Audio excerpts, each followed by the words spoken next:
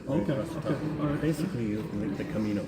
Okay, yeah. So I got daughter in residence, by the way. My daughter is in Women's Point for the summer. Really? Yeah. What's she up to? She's writing a book.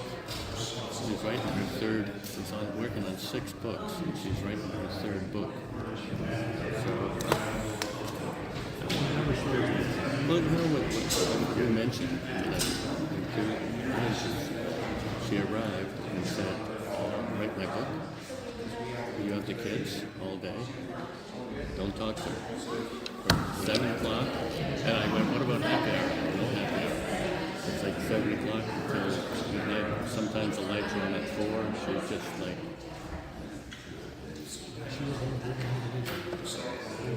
Yeah. Well, it's all just worrying. I really won't, because with the amount of stuff that she's We, the Board of Directors of the Putnam Regional Service Commission, would like to acknowledge, honor, and pay respect to the land bridge. And she's on, I don't know if you knew that, but she Putnam was region is the only located in the Canadian. traditional unceded territory of the Woodstock, the Mi'kmaq, and the Passamaquoddy.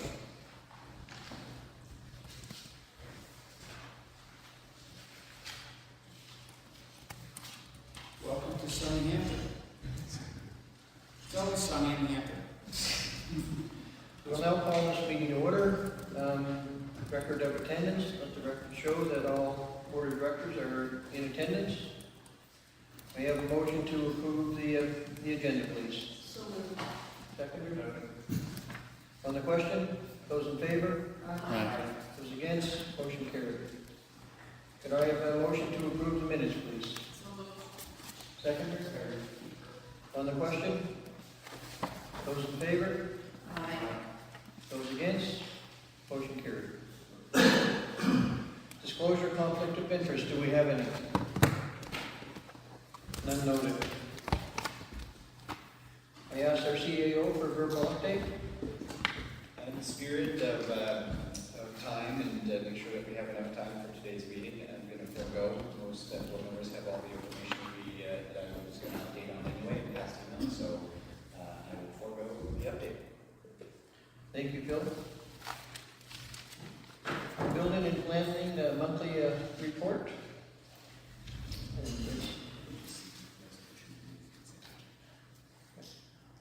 Could I have a motion to accept the report? Seconder? On the question? Those in favor? Aye. Those against? Motion carried. Item number 5, reports and presentations. Crane Mountain Heights Elevation Business Case. Mark McLeod. You have the floor, sir. Am I just here? This is where we You can be there up front. go. You can hear me. You can I probably. mean, you can kind of go over this.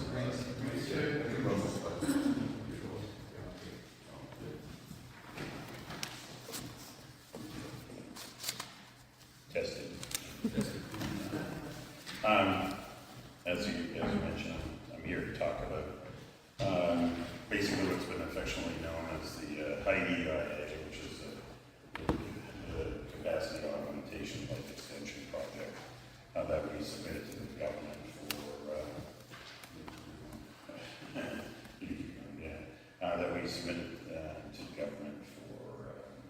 for consideration and review. And so, if you remember, at the last meeting, we had the opportunity to review kind of the project overview and all the considerations of the project, kind of other than financial. And then today, we're really reviewing the financial aspects of the project to finalize the discussion.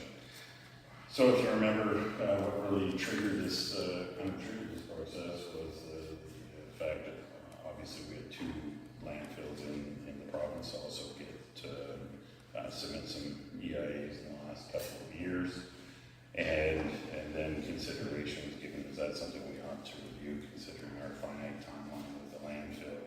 And of course we knew that there was a submission back in 2004, but was withdrawn because couldn't really take advantage of the height opportunity, and we're at that stage now where we've reached that halfway point, the midpoint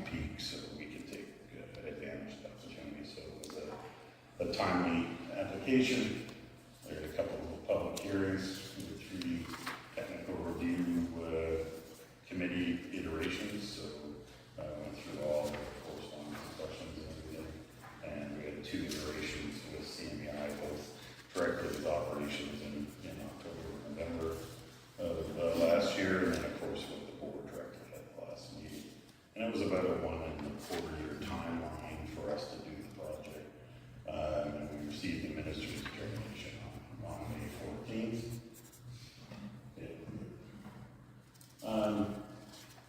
So it's a big decision, and ultimately, we have a history here at the board level of all the iterations from Columbia Solid Waste through to now of making significant, substantial change processes to the solid waste industry.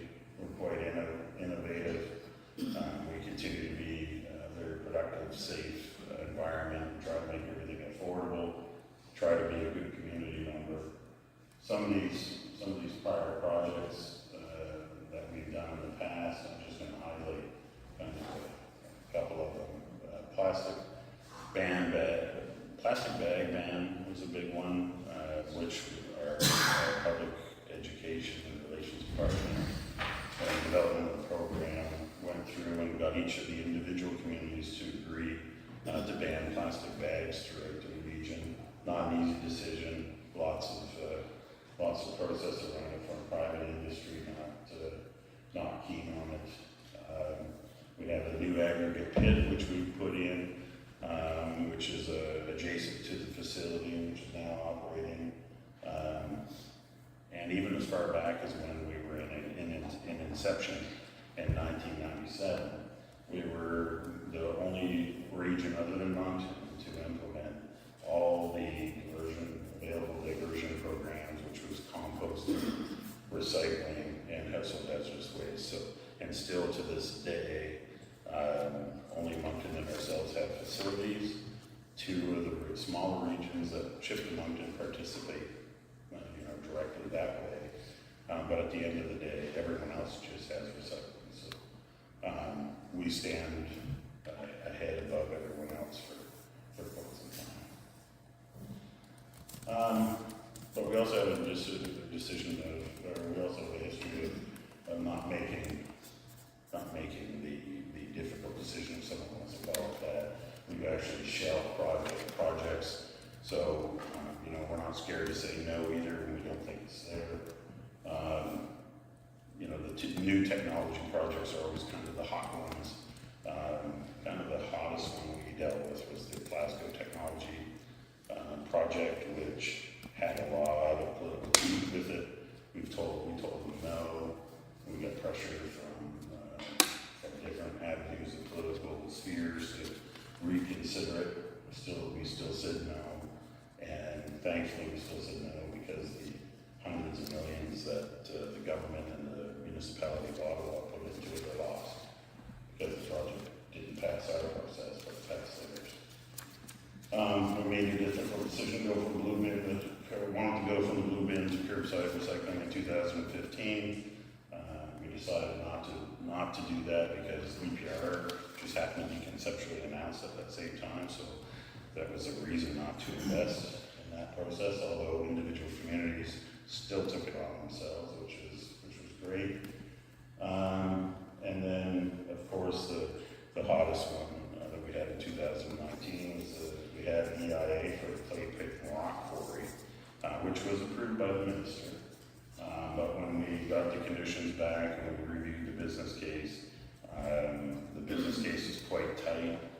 We had to blast the rock, and we just felt it wasn't worth the risk, and the clay by itself didn't have a business case associated with it. So we made the decision not to proceed. So I'm just trying to highlight that we do our due diligence. These decisions, when we say no, they're made on the premise that the risk is too great, there's another path or opportunity, or the business case is weak.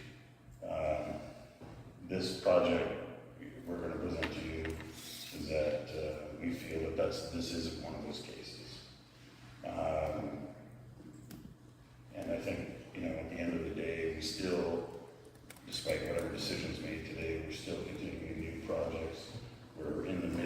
I have 4 LOIs up there with 4 new tech companies. There's actually now a 5th. We have the new EPR programs coming, including batteries and things like that. We're looking at new leachate mitigation opportunities, and we're looking at new public education processes and reuse initiatives for waste, for more diversion opportunities. So that will continue to come. Gemtech, we have Gemtech here today. The Jihad is going to be presenting cost-benefit analysis that will show significant savings to us, that will help us mitigate asset retirement obligations, which was a hot topic from one of the previous meetings. It'll be good for inflation mitigation and good for reserve development to mitigate borrowing costs that are quite expensive, especially in these times. So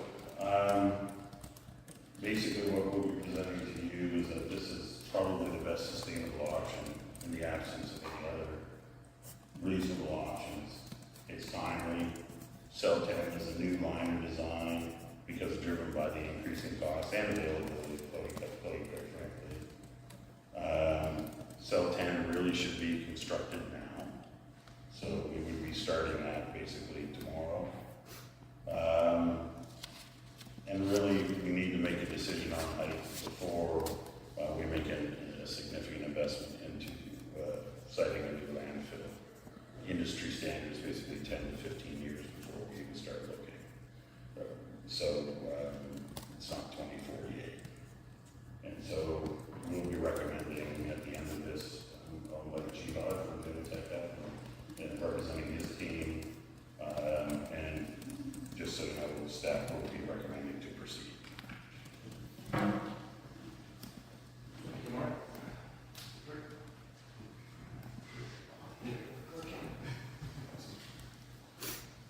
Good morning. So I'll be presenting the cost-benefit analysis, and I'm going to say this is conservative. These figures are conservative and high level. They're not to the first or second decimal, but they're really representative figures. So starting with the impact of approval conditions of the AIA, 13 of them, only 3 would have financial implications under 13, 6, and 7, and they're estimated to be $15,500. So the cost of implementing or being in line with the AIA is $15,500. I'll give an overview of financial considerations. You have a debt commitment of approximately $4.4 million between 2025 and 2027. There are about $7 million in unfunded asset retirement fund obligations, and that has to do a lot with closure and post-closure. The current interest rates, as you know, are higher than before, about 5% from the Municipal Capital Borrowing Board. The tipping fee is standing at $135 a ton. And if you notice in the chart, it's been steady for some time, but over the last 3 years, it took a hike 25% more. But if we compare it back to the last 20 years, the average is 1.14%. 25% of that is in the last 3 years. So let's give you some context of where we stand financially. As you're aware, a lot of when you're constructing a cell, you require a lot of clay and aggregate material. So looking at the cost of clay and cost of aggregate, it increased by over 100% since 2008, and securing the source of clay is a challenge as well. So to be specific, clay went up by 108%, aggregate 124% since 2008, and again, it continues to be on the rise. And why this is relevant is although inflation or construction inflation is not always 100%, but the material that you use the most in cell construction inflated a lot. Ideally, if you follow traditional inflation, it would be up by 40% by now. It's up over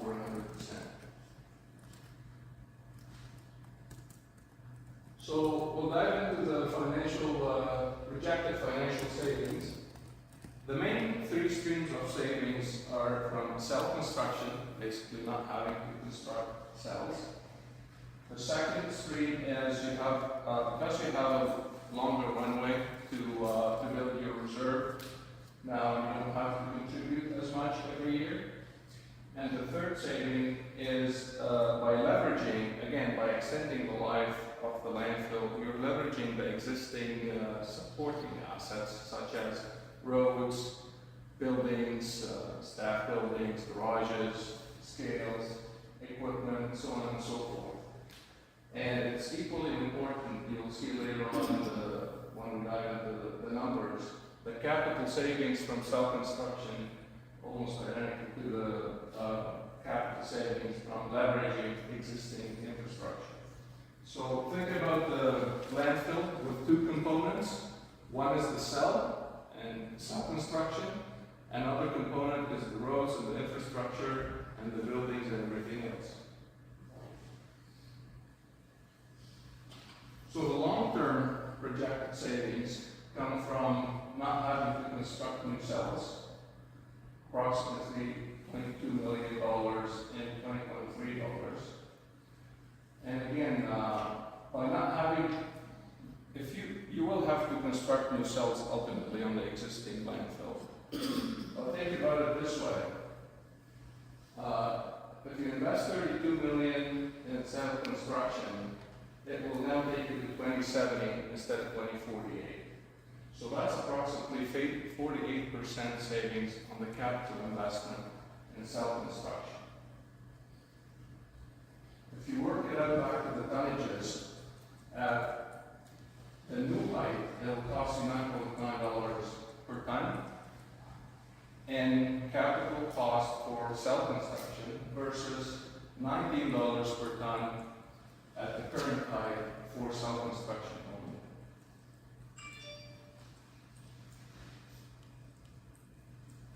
Now we dive into the short-term savings because, again, if height augmentation is not approved, cell pen will have to be constructed. So the estimated cost is $5.9 million, and that's been approved by the Municipal Capital Borrowing Board, versus $62,000 in capital investment for height augmentation. 15.5 comes from the EIA regulation, and there's going to be an incremental cost of capping the cells because of the geometry of the height. It's going to require about 2% more cover. That translates into $47,000. So about $62,000 capital cost. With an interest rate of 5% and over a 4-year term, interest is $622,000 for cell 10, $6,500 for other option. How that translates into tipping cost of the first option, cell 10, is 23 to 25 per ton, considering the current tonnage coming to the landfill.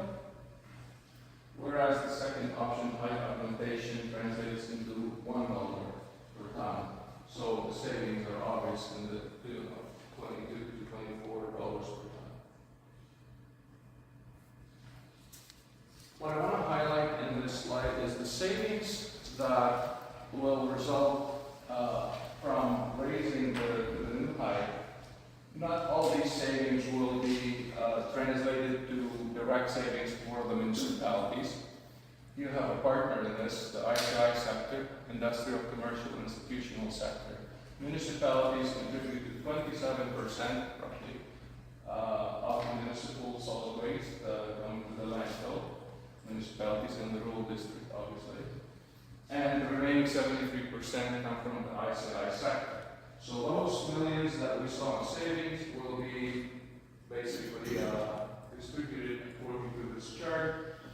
Approximately 41% to the city of St. John, and every other community will have a different cost implication based on how much tons waste is sent to the landfill. It's important to note that Granby Westfield is a unique situation because Ward 10, there's no tipping. However, Ward 2 does pay tipping, and it's included with the Fundy Rural District. So at this point in time, the tonnage is not split, but that's not to say Granby Westfield is not going to see any benefit from that. Obviously, you can use savings for many purposes, including having a richer reserve, a buffer to reduce borrowing, and protecting against tipping fee hikes beyond the regular inflation. Ideally, you would want your tipping fee to rise by inflation every year, so you don't have to incur a hike unless you come with savings. In terms of new landfill costs, because ultimately we're going to have to look at one, with an approximate value of $44 million to establish a new landfill, and the breakdown of that $44 million coming from is on the right-hand side of that table. Again, assuming a life of 44 years, that can translate into $1 million per year. So again, extending the life of the existing landfill would also mean $1 million a year. So 22 years, $22 million. And this is from the second bucket, extending the infrastructure life. So let's take a trip into the future, and hopefully we're all here by the year 2070. Basically, you will have to construct new cells, that's 32 million. You will have to establish a new landfill, we said about 44 million. At that time, with status quo not raising that, the new site would have been consumed roughly 22 years. That's the remaining life of it would be 22 years at that point, by the year 27. If you go to high documentation, you will still have to build the 4 cells, but later on, obviously. You will still have to establish a new landfill at 44 million, but at that point it's brand new, there are no cells full at that point. So the remaining life of the new landfill will be the full life, 44 years. So the average capital cost in option number 1 is about 2.13 million. The average capital cost in option 2 with high documentation is 1.65 million. In today's dollars, that's $450,000, $500,000 a year. That is a very significant number. Moving on to the non-financial benefit. Obviously, there are environmental benefits, no destruction to wildlife, no destruction to vegetation, or water courses and wetlands. Another benefit is the new geometry has a shorter depth, flat surface, and this is where penetration or infiltration happen the most. So it will reduce the infiltration and have more slopes. You will have an additional time to address potential regulatory changes, and they happen all the time. Who knows what the next big thing is, and something you have to watch for and measure and monitor. It would give you additional time to have secure the clay and aggregate for cell 10 and any new cell construction in the future. You'll have a lot of time to secure that source. Lower greenhouse gas emissions because cell construction involves heavy equipment and burning fuel and so on and so forth. When you augment the height, for every 2 new cells you construct, you're saving 1 full cell, so roughly 34% of savings for greenhouse gas emissions. With the financial savings, some of that could be leveraged to address opportunities such as fire breaks, solar arrays. There's a rich hopper, like Mark mentioned, have a history of proactive and innovative solutions, so you would have money to implement some of those. You would double the experience rating on the current liner, again, because you're extending the life of the landfill. And in the event of technological breakthrough where you're able to, for example, incinerate garbage sources like nuclear power, and you're dealing with a small pot of ash instead of tons of waste, well, there you saved a lot of footprint, and who knows what the future brings. So I'm going to turn it over back to Mark now for implementation timelines, and we'll take questions.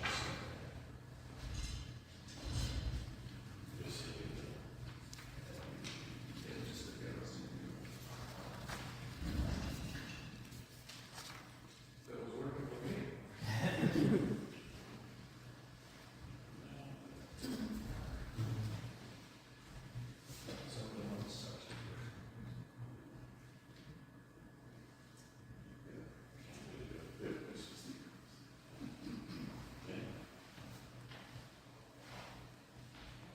So, cell 9A is where we're at currently, so we've filled cell 1A. Cell 9 has 3 segregated sections, A, B, and C, and we anticipate that it'll be full by August of 2027. It's, takes about 2 to 3 years and two is rough. Takes about 3 years to permit, design, and construct a new containment cell. We've already done the design portion, but time is of the essence. And quite frankly, new liner needs to be designed in this period, and it's due really to a shortage of clay.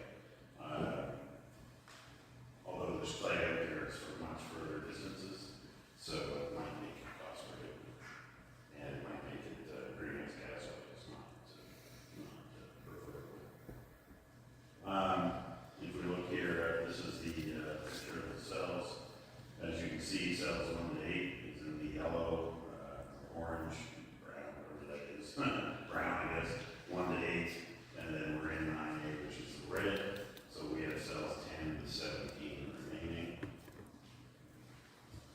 So phase 1, so if you're asking when does this all start? Well, phase 1 would start right away. We would start filling cells 8 and 9A over the next 3 years, allowing us to not have 9B and C filled, and therefore avoiding extra leachate production associated with that footprint. And then we would go and continue over and fill cells 9, B, and C, and that would take us to about 6 years, so 3 more years. This is cumulative numbers. And then phase 3 would be looking, instead of having it as cell number 17, we'd be looking to have it as kind of the next project. We'd be looking to convert that surge pond over to a containment cell as intended. It's a bit of a project, and it would take us to another 9 years and would fill us up. The reason this one is important is because part of that asset retirement obligation for the $7 million is associated with the fact that that surge pond is in there and leaves open spaces on cells 3, 5, and so if we can now use that as a proper landfill cell instead of 17 and carrying that retirement asset obligation, we can nail that asset obligation right away and take it off the books. And then after that, we'd be getting into the where the existing caps are, starting in cell 6, and of course doing it so in a manner so that we're starting on the basically the road facing side, I'll call it that, the road facing side of the landfill, and as we build up, we will cap. And then phase 5 will be to the closure, and then to the landfill at new capacity at 2070. That's the projection. And so what this means is we have no new cell construction for 25 years. We could take advantage of the extra garbage per square meter in the footprint, and we can do that for the next 25 years. And so, further next steps. We've listened to this whole process. We've learned a lot over the past months, and we're moving forward on projects regardless of the decision of the board today.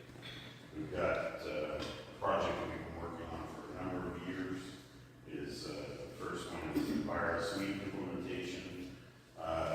You'll be seeing that in August. That is a landfill odor monitoring system. We've been researching that for about 10, 11 years now. And so we're confident that that's the program that we want to recommend to the board.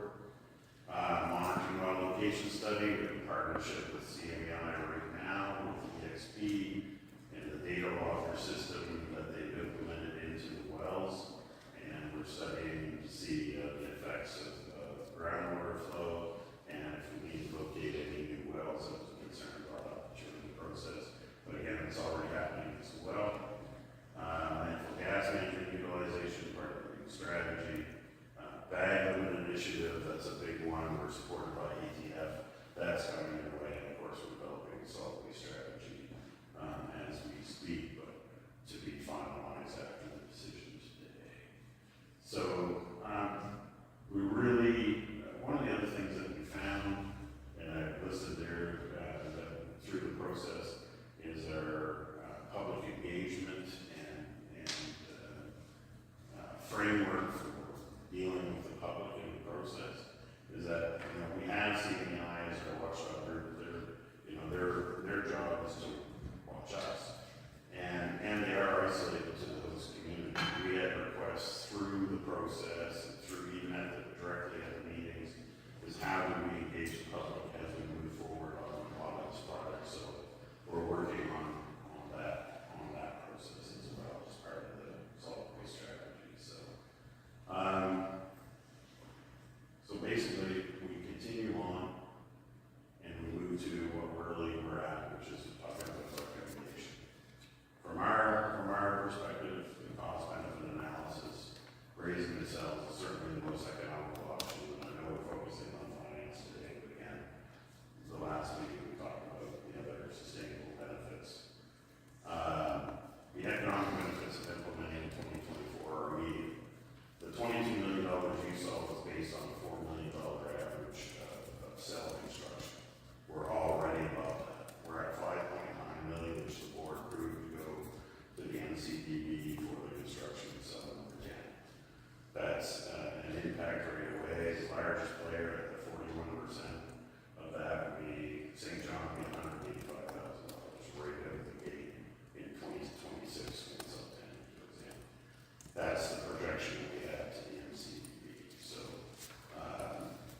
we're putting in $5.1 million right away, or $5.9 million right away. Really, at the end of the day, the best time to implement a cell raising strategy before any new cell construction to reap the most financial benefits. So there's a timeline window here. We can put all the cells in and then go to raise, but then the benefits of that are only realized over that last period, and in this case, it'd be 22 years of the height if they chose to do so in 2048. And really, from our end of things, it also is timely because the project itself needs to be commenced before 2027. That's from the EIA determination conditions. So really, the time to move is now, especially if we're looking at a renewal of 15 years to site a new landfill. We saw the cost of that. And that is it. Probably any questions that you may have or discussion you want to have. She does be able to answer any of the financial questions for myself. That's it. Thanks. Do you have any questions from the board members? I have some comments for sure. So as many of you know, this issue is incredibly important to me, the residents of the town of Grand Bay, Westfield, and many residents in our collective surrounding communities. And everyone here in this room today understands my position on this issue, that the breaking of the commitment to the host communities regarding the length of the landfill life. The issues there still are with odor, with garbage along the corridors going in and out of my community, with the visible eyesore that the landfill currently is, and how much worse it will become with an additional almost 100 feet added on top of what is currently there. Grand Bay Westfield does not accrue any financial benefit from having this facility on our border as it is not within the town. Yet we experience all of the negative effects, including impacts on future growth and our economic development. Now, at our last meeting, I urged every member of this commission to physically go and actually see with your own eyes what it looks like now. And I hope everyone did take the time to do this before making any decision that comes before you today, to truly see and feel the impact an additional 90 feet is going to have. That being said, I want to make it clear that I'm approaching this decision as a regional decision, not simply as the mayor of Grand Bay Westfield. I must also thank everyone here in the room and around the table for their leadership on the order issue in particular, linking their arms together with me on this and pushing for better solutions, including further capital investment here in 2024 to try and mitigate that issue. And I understand, I acknowledge, and I appreciate that the Fundy Regional Service Commission is attempting to be prudent with our tax dollars. That's really important. We're all feeling pain in our pocketbooks, and our residents feel that pain as well, and we need to do everything we can to mitigate that pain, but there is more to the story. I feel very strongly that this decision before us today has been rushed. Our mandate as the Fundy Regional Service Commission is to stand on 3 pillars. One is financial, but the other 2 are social and environmental. I see and understand that we are fulfilling the financial piece here, but where is our commitment to those other 2 pillars? When GemTech presented their report at our last meeting, they outlined 10 predominant concerns. Far and away, these concerns were not substantially addressed. The language used was, we will explore, and there will be analysis. We will do research. There are possible enhancements. No actual solutions to the stated concerns. And I'm not comfortable approving a decision of this magnitude without more solid solutions in hand, ready to go. One of our mandates as elected officials is balanced, evidence-based decision-making. And we here have been presented with one option in isolation. Where are the alternatives and where is the overall plan that this solution fits into? If our goal is to extend the life of the landfill, why are we only looking at a single option that frankly is a solution that really belongs in 1978? Why is the only option before us simply to make the pile of garbage bigger? As I've said, one of the pillars of Crane Mountain is environmental stewardship. This is where our focus on investment should lie. Under the current model, we have made it more difficult for our member residents to recycle. I feel like we should be doing the opposite, investing in solutions like single-stream recycling, additional depots, and more. Composting is a diversion that also requires expansion and modernization, because 30% of the waste that enters the gates of Crane Mountain is organic. That is an opportunity for waste diversion we should be going after with all cylinders. Again, not just simply increasing the opportunity for more garbage and, frankly, more methane. There are technological advances when it comes to dealing with waste that can reduce its footprint in the landfill, thus extending landfill life. We need a stronger commitment to this type of initiative. We should be investing robustly in modernizing and expanding our diversion strategies, which would have the net effect of extending the life of our landfill. If that is truly our goal, that should be the direction that we are headed. I do not believe that the only solution is simply making the pile of garbage bigger, smellier, more unsightly, and in the process increasing our environmental impact, reducing our commitment to reducing greenhouse gases, and increasing the risk to downstream wells. The decision that should be before us today is a fulsome waste management strategy, which I know is in the process, that includes all the pillars we subscribe to.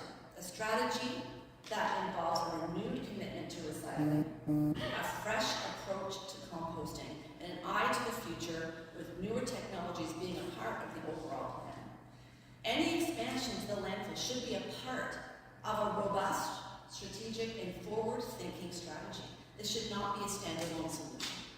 Landfills have been identified as a major source of methane. We need a more robust commitment to climate change initiatives. We are in the 21st century. We must be more strategic, and we must be more responsible. We should be leaders. We should ascribe to a strategy that plans for the effect of climate change and for the needs of our collective communities going into the future while still being financial stewards of the purse. So, a waste management strategy will not only fulfill these commitments, but show the leadership I've constantly seen from this group. And additionally, it will not only extend the life of the landfill in a more environmentally and socially sustainable way, but also have the effect of reducing the amount of garbage coming to the sales form member municipalities and the rural district, reducing the net amount of tipping fees every member pays each year.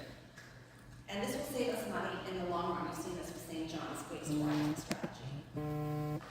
So in this spirit, I would like to make a motion to table this decision until we are presented with a modernized waste management strategy that takes into account our financial, environmental, and social commitments, plans for investments in newer technologies, and strategies to handle waste that has a renewed blueprint to expand our current composting and recycling operations. If landfill expansion is considered to be a part of this overall thoughtful strategy, so be it, but it will be part of a larger framework that takes it all into account. And so I would like to make that motion.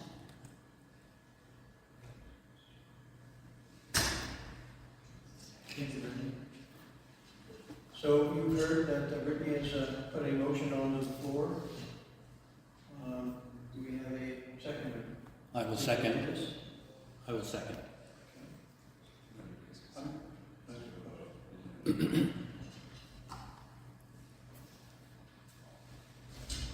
Just if I may, there's no debate on that table in motion.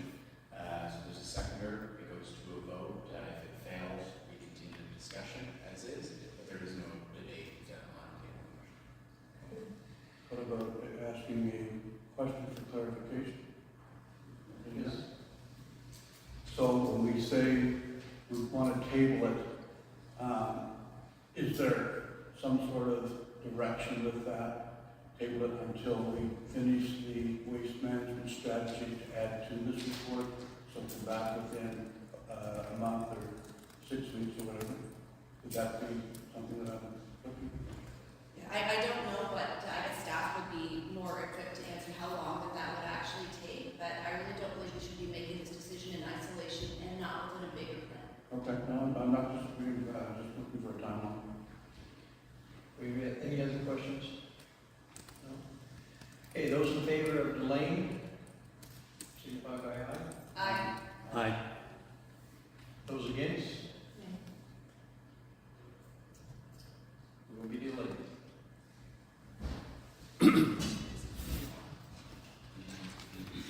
Motion is just here to approve. Sorry, I didn't get a vote. Those in favor against are delaying? There's three What was the exception? table. To table the motion. Yes. Three. Yes, sir. So those who vote against. Those who vote against it, please. 1, 2, 3, 4. Okay, so the motion is defeated. So now you're just looking for questions for Jim Tech. So do we have any questions for Jim Tech or for Mark? I do, Mr. Chair. That's good, please. The presentation you've just given us, which was thorough, has that been provided to CMEI? You mean directly to see it? You provided those two presentations to CMEI. No. Okay. I'm wondering why you would not provide CMEI with those two presentations, since CMEI is the watchdog organization, as I understand it, who are there to be the watchdog. And they have the engineering expertise, they have the public input, and they are best able to ask you questions and get the answers. So you're getting the last word. They are on the periphery and not able to ask you good questions based on their engineering expertise. That's my issue. And you have not provided it, do you think it would be prudent to advise and provide those two presentations to CMEI and have them come back next month or a month or 2 months from now and ask you those questions so that we, as a panel, can make an informed decision?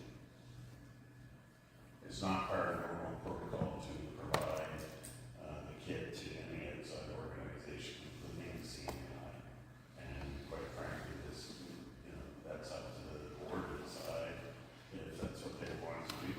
We've given tons of presentations over the years, and everyone is, from the board perspective, allowed to provide that information. If you want to change your procedure, we're more than happy to do so, but that's not part of normal procedure. Quite frankly, this is just this is a cost-benefit analysis, and that's what we've done. If there's a suggestion that there's some inaccuracies in there, that's fine, we're receiving them. But I don't, at the end of the day, this is a governance decision. We've hired an outside engineering group to provide that. I don't know exactly what you're looking for, but if you want that type of procedure in the future, we certainly can do it. I don't have any qualms about providing things in front, but we didn't do that with our last presentation in the last meeting. I brought up the same concern. So I don't, so from my end thinking is that, this is, it might be situational, but if that's what the board wishes, we can provide those materials to any group that you see fit ahead of time. But our mandate is to provide governance materials to the board, and that's what we did. And I think this inference that, we're not being transparent is completely off base. We have a procedure to follow, we follow. So I don't know what to say. Okay, well, I don't know what you're looking for. I mean, at the end of the day, I don't know what you're looking for or suggesting. We would follow, if you want us to provide it to CMEI, to each municipalities, and managers, we can do so. But we even had a meeting with the CAOs beforehand, we didn't provide them in the presentation either, so. It's the board sees it first, but that's always been Perhaps I can just fill in. The board has been shared this information. The public exercise was the EIA. We took that extremely seriously, and we engaged the public on that. That is a regulatory exercise by legislation. We followed that, and we always shared the business case would be a decision of the board. This is a decision on the financials of the FRSC presented, as well as the other benefits and challenges related to this project.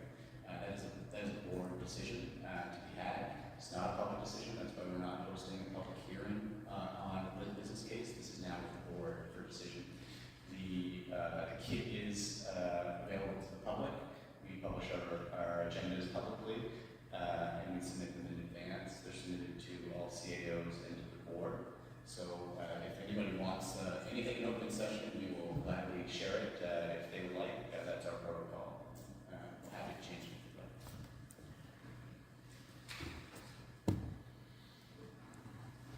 like. Mr. Chair. Question? Yes, comment. So, we use the term cost analysis as though we have all the information to make that analysis. I don't think we do. Because I think that when we do that cost analysis, we have to take into consideration that when we're done our waste management analysis, we will have chopped off a lot of costs to our municipalities.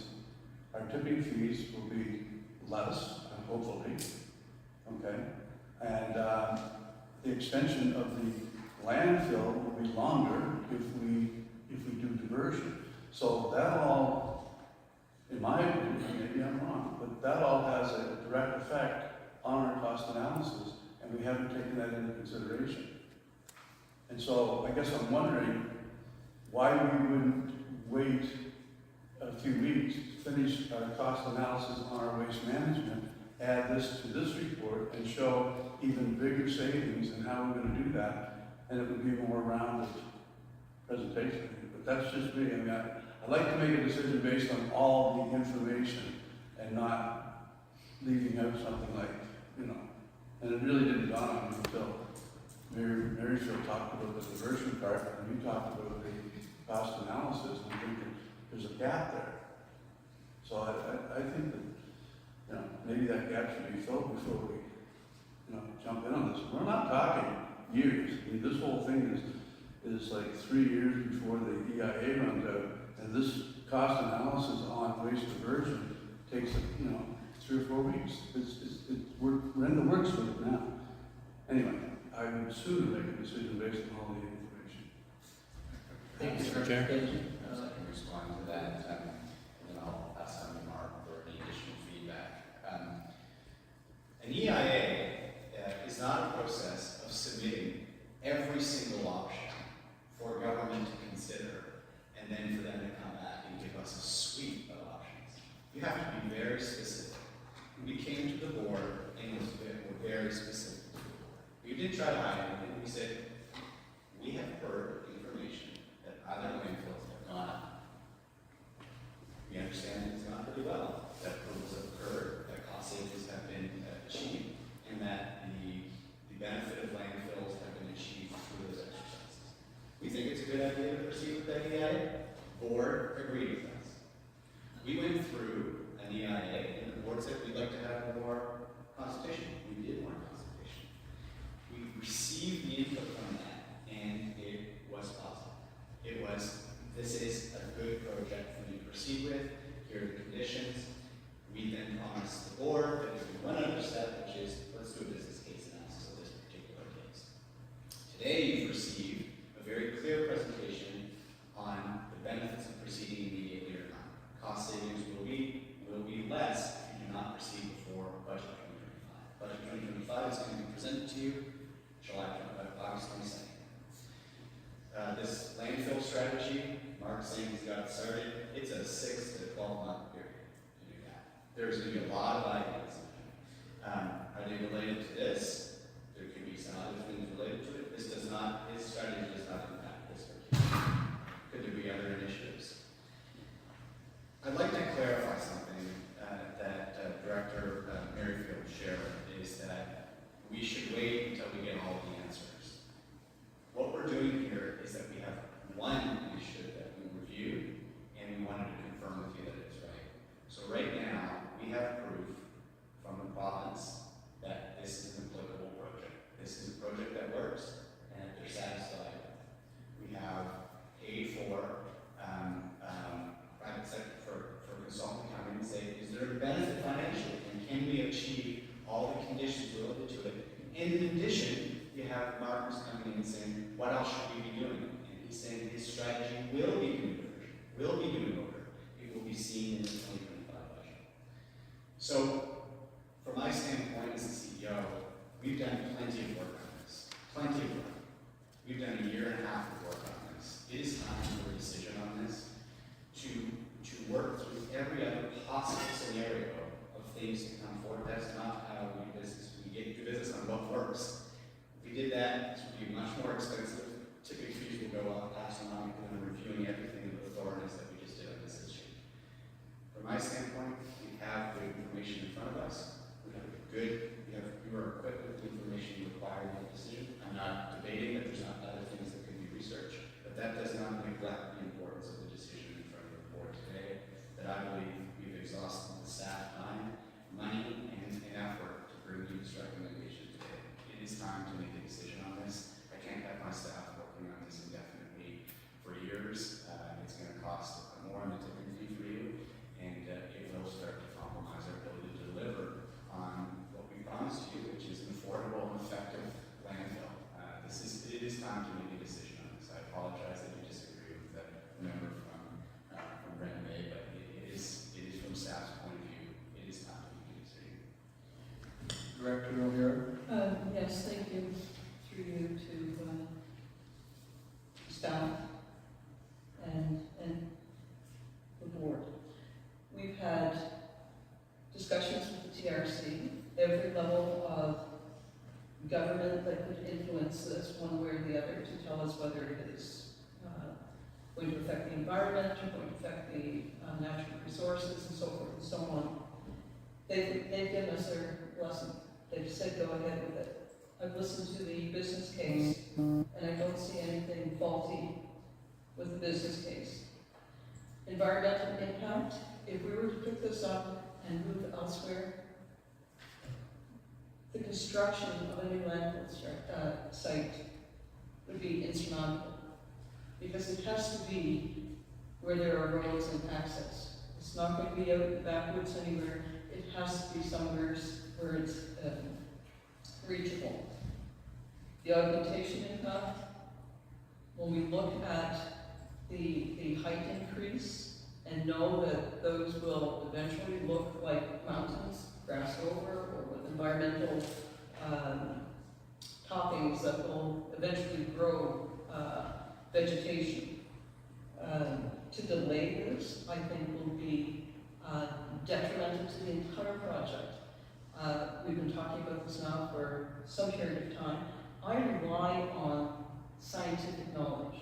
I rely on the research of our own manager, on Gemtech, on those that have the scientific background. And that's where I'm focusing on. If there's an impact with debris in the town of Grand Bay Westfield, that can be fixed. That can be, part of the 2025 budget. Let's have people to make sure that that doesn't happen. Those are short-term fixes that we can get in immediately. So as far as the project is concerned, I do support it because I rely on the folks from Gemtech with the scientific background. So thank you. Director Grant? Mr. Chair, we're discussing all this without a motion. Would you permit me to make a motion? There is a recommendation from staff. Sorry. Would you permit me to make the motion? There is a recommendation from staff. Yeah. So the motion is that the board approve that the board approve proceeding with the landfill capacity augmentation and life extension project as per EIA project number 1617 pursuant to regulation 87-83 under the Clean Environment Act, including all conditions presented in the ministry determination from May 14th, 2024. If you would get a seconder, Mr. Chair, I would like to speak just briefly to that. Okay, do we have a second? I'll second. Seconder, on the question? I also support this recommendation. First of all, on the basis of the business case, which is quite clear, this is financially sound and not increasing the environmental footprint by looking to construct a new landfill, at least at this point in time. But at the same time, I think we need to do everything we possibly can to mitigate undesirable effects. And these have been enumerated by Mary Jo, and I think we all agree that things can be done to make these undesirable effects better. So we need to improve the groundwater monitoring. We need to improve the odor control. We need to vigorously pursue new technology, the new liners, new methods of diversion. All this can be going on along with, as Mayor O'Hara said, the short-term things that we can do, like keeping the garbage cleaned up on the entrance to Grand Bay. That should not be happening anyway. But the other thing is there is a time issue here, as our general manager indicated. If we don't do this, we have got to start cell 10. We've got to start it soon. So there is a time issue, and we should be doing all the other things to bring on all the new technologies that we can, but I do support this resolution to begin the augmentation. Thank you. Any further comments? Director Brunel? I agree with Mayor Merrifield that this decision is being rushed. I see no urgency in doing it now when the Environmental Assessment has given us the okay that will last for 3 years. And I do believe that, and I agree with Mayor O'Hara, we need to rely on the science. And the science that is presented to us by staff is one side of the science. There's another side that's been presented by CMEI. And I do believe that CMEI really needs to comment on these two presentations, the cost and the information that we've just been given. There's no mention in any of the science here from Gemtech that we've been presented with on the risk. And I noted Mark did say, he makes decisions and abandons projects when the risk is too great. So the risk here is that we are going ahead based on other landfills' experience without a complete study of those landfills, given that this is a unique situation in our landfill because it's sitting on fractured bedrock. And there's no question that this leachate will leak. Maybe not this year, maybe not next year, but it will leak and it will contaminate over 1,000 wells downstream. That is a risk. Now, maybe Mark and Gemtech have said that risk is not too great. I believe it's a risk that should be addressed, and it should have been addressed somewhere in that presentation, that there will be a cost. When we're talking about contaminated material, we're talking about PFAS possibly in that material. We don't know yet because it's never been tested for, but there is no coming back from 1,000 contaminated wells. And you can't drill other wells because of the bedrock situation, so you're going to be doing a complete infrastructure there, and that has not been factored into this cost. So I don't really see the urge to make a decision today. I do believe that these two presentations should be given to CMEI, and they should have a input with their science so that we can make a fully informed decision. So I do not really support the motion. Thank you, Director. Any further questions, comments? Okay, participant vote? No, sorry. Look, I'm not, I've been in favor of this project from the beginning. I'm not in favor of it, I'm supportive of it. I didn't realize that the project would go out the window if we waited, for us to finish the report. It seems to me that it's really emotional for people that are not even in the host area. And I don't understand that because they're the ones that are being affected the most. However, I think that all along, the whole board has, with the exception of Mayor Merrifield, and I understand why, has been supportive of this. But I do think that, we can pass this motion, which I'm sure we will. But I think we can't lose sight of the fact that there's still that missing information that we need to come up with. And by asking for that, I didn't mean to start a fire sale. I just put it out there that, we should get on that. I didn't mean to derail this project whatsoever, and I have no intention of doing that. We supported this motion, but I don't want people to forget that when we're doing our cost analysis, we've got to have all that information. I'm not saying that, we didn't do a good job on this, that the science isn't right. I'm not a scientist, but I just feel like by bringing it up, it was sort of an emotional thing for some people. It didn't mean it to be that way. Thank you.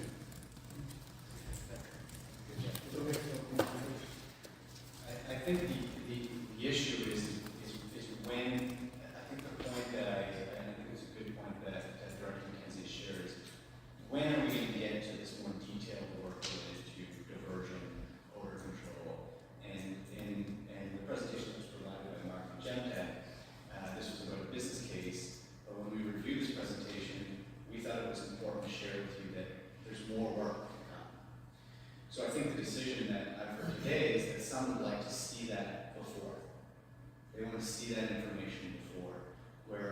staff's recommendation is essentially to say, let's inform them that this is the plan, that the 2025 budget will be formed by these efforts, but we won't have that defined over the next month. We won't have that probably in the next 6 months, but that we're committing ourselves to this.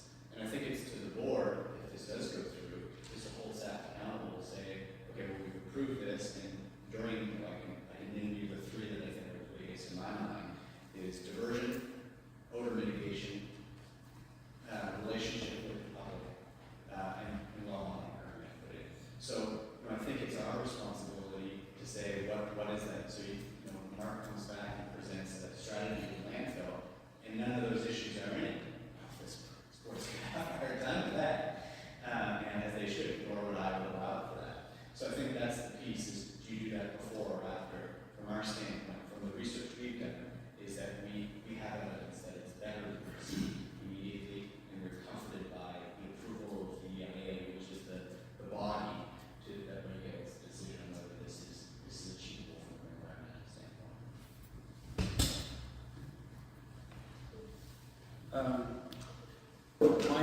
My take on this is the project financially wise, the move that I will support is moving forward with the project. But we have to really, in the future, take into account the concerns of Grand Bay there and their residents. Just to have it now, it's holding this up for information that we're probably going to move this forward. Anyways, I think that can come as we're moving forward. It gets approved today and move forward. The issue is, with me, is this GMEI, do they have engineers in their committee to have the knowledge that we have paid for here? Or are they concerned people that are rightfully concerned about the possibility of water contamination and the odor? It's an issue. It's a concern. There's no doubt about it. But moving forward, there's no one sitting on this board or even our staff that doesn't want that fixed and the best for Grand Bay and everybody else. So I don't think us stalling it now or tabling it now is going to gain that quick enough for our decision. I think we need to move this forward and keep focused on what the concerns are of Grand Bay, which are legit, but their CEMI, whatever they are, is a concerned group, correct? They're not professional engineers and geologists as we've hired to make this decision. So I'm just saying, we as a board are deciding today to move forward with all the concerns of Grand Bay in place to be addressed. That's my point. I'll just remove myself as the chair so I can make a comment for a few moments. I support this motion to move forward with the support of the project. But there is technology out there today that removes the organics from the ground, and which will reduce the garbage that actually going in there. And if you reduce or remove the organics from the landfill, you'll also remove the methane, you remove the smell. So that technology is out there, it's been around for many years. So I strongly believe that we should be moving forward, looking at that technology and implement it so that we can actually, at first, right off the get-go, remove the low-hanging fruit of getting rid of the smell and reducing what's going into the landfill. So that's my point of view on it. Thank you. Casey, we've heard any other comments? I have one more comment, just to address Mayor Doucette. That CMEI was created at the same time as a landfill in order to act as a watchdog, in order to provide expertise and overview of landfill events and landfill happenings. It is not a group of little citizens that sit around and have tea. They hire people, they have engineers, they have educated people on the CMEI, but they also have the ability to hire engineers, and those engineers have participated in this process throughout. My only concern is staff have the last word, and CMEI has not seen this, and I don't see any issue in giving them a month or 2 months to deal with this. Come back, maybe give us a presentation, answering some of these questions, and why are we rushing ahead? So, you know, it's not, I know Mark said it's not the normal procedure to provide this kind of thing to CMEI.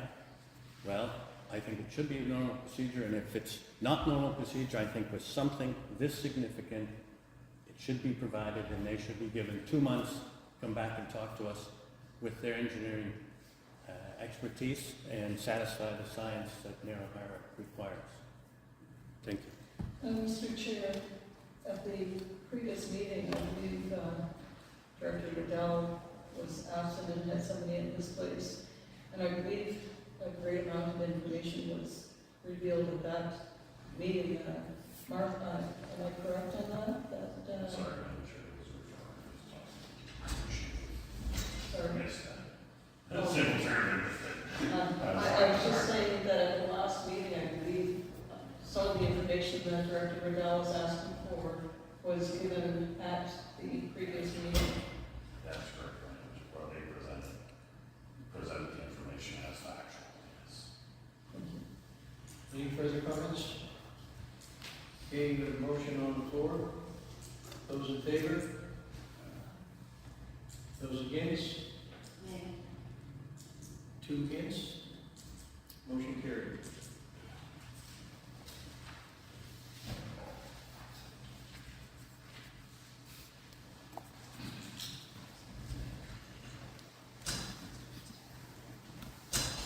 Item 5.2, 2029 Canada Games, Division St. John presentation. Andy, you have the floor.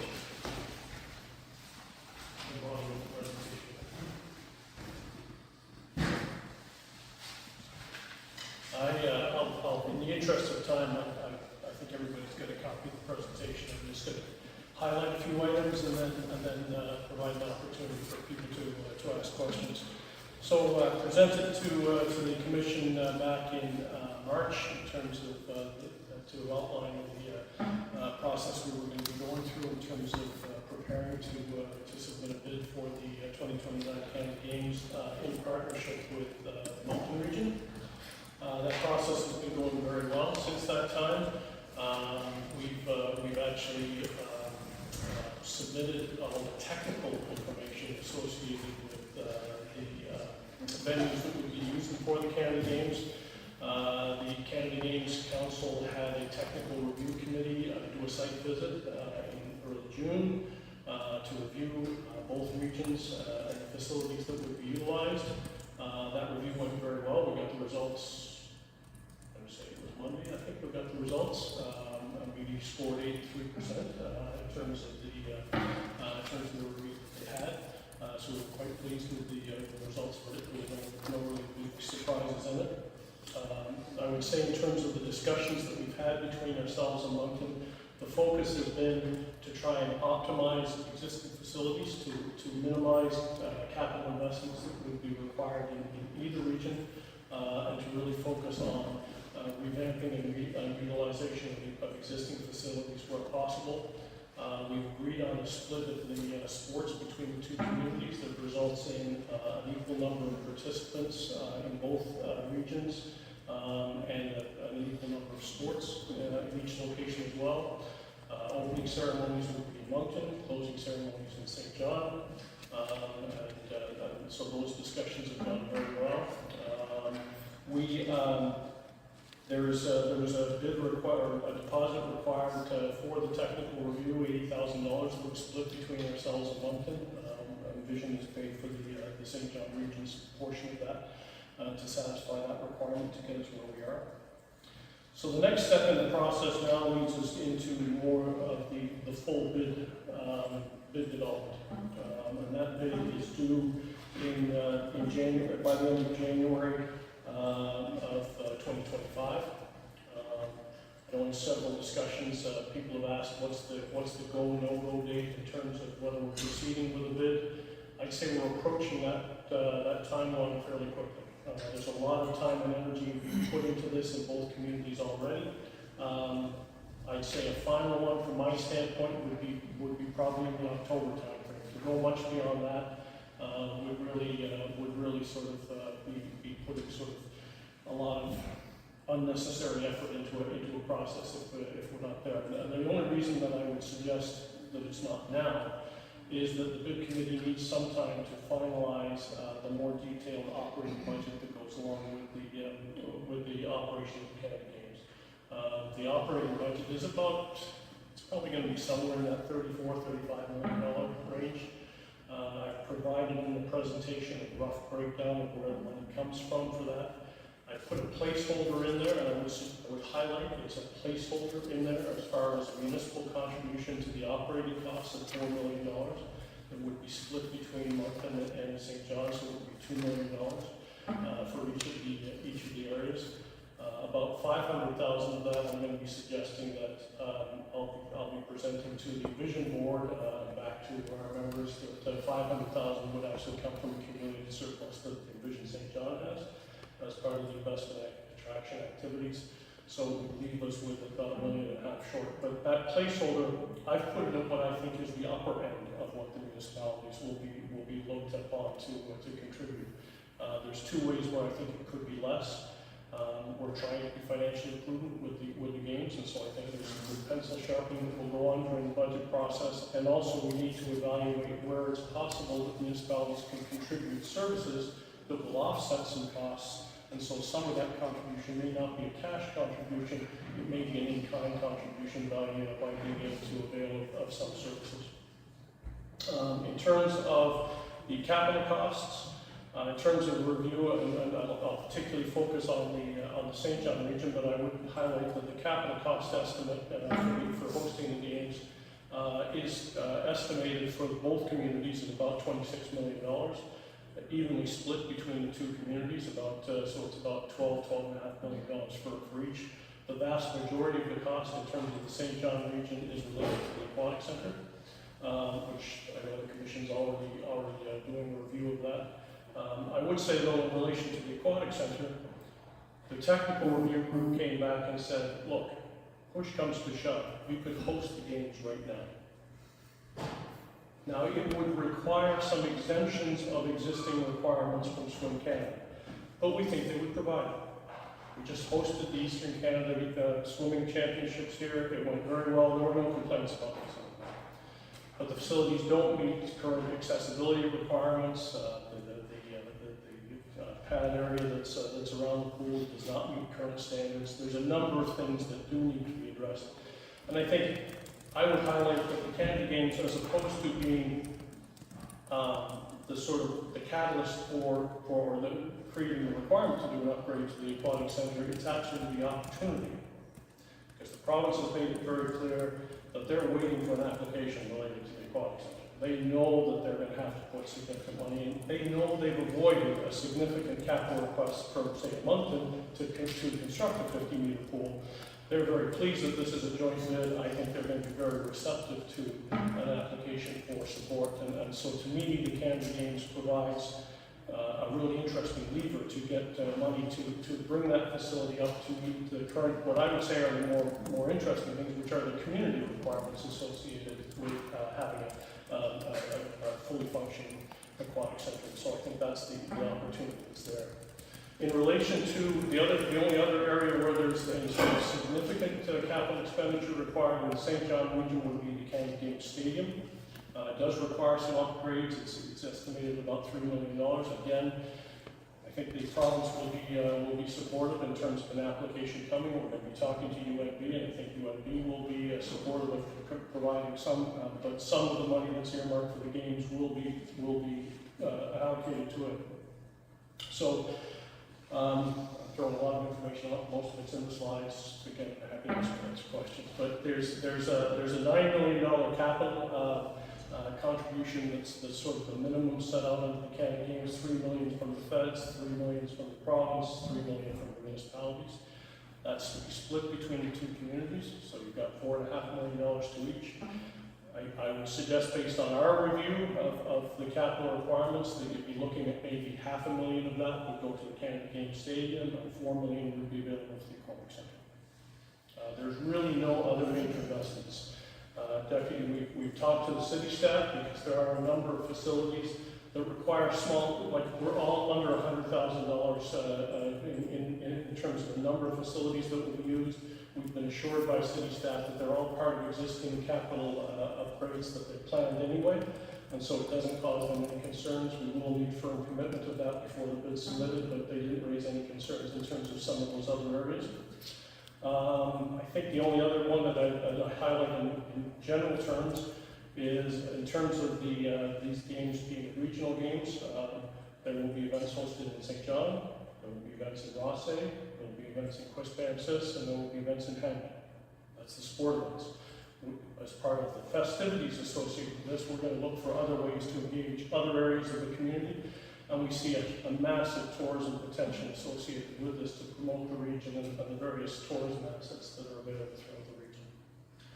From a governance standpoint, we do have bid committee chairs now in place for St. John and for Moncton.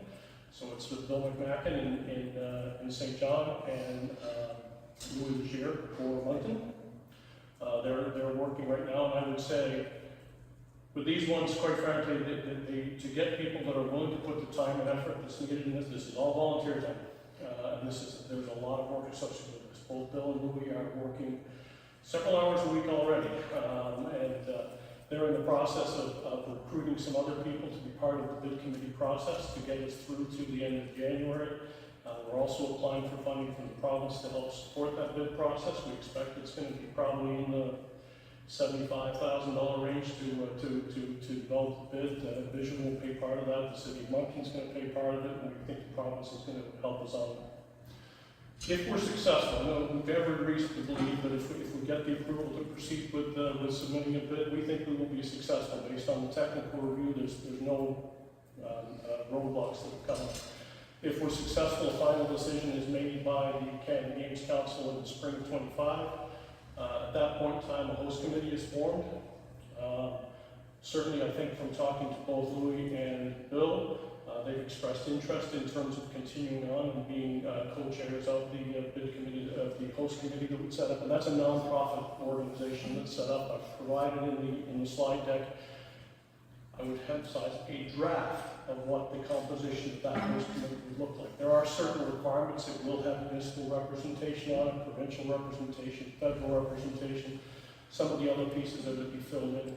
And the chairs will be responsible for recruiting subject matter experts in things like finance, human resources that would be part of that host committee going forward, based on looking at skill sets that are required and availability of people.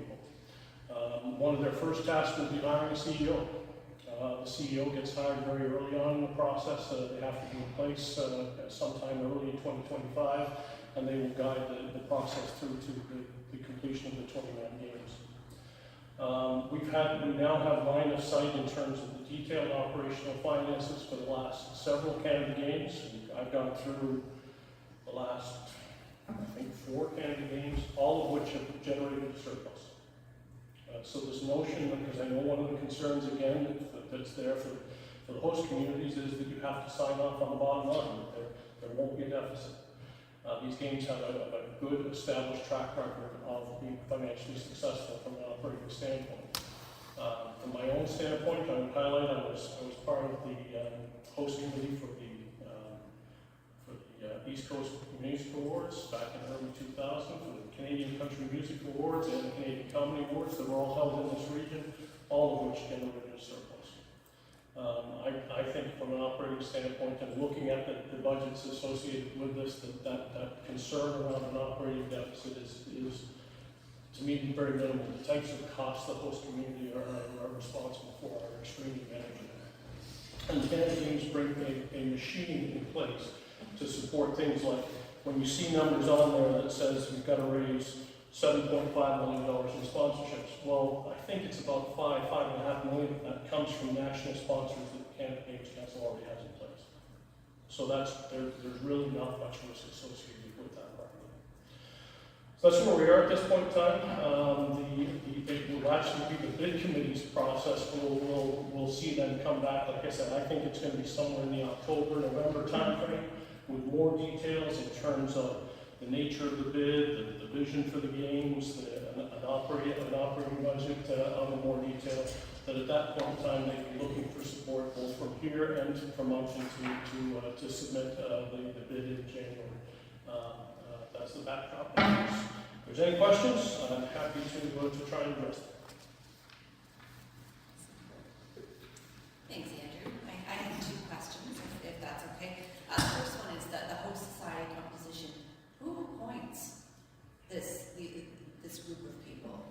The chairs would be appointed by whoever the host community is set up. So right now we've solicited people to be the bid committee chairs.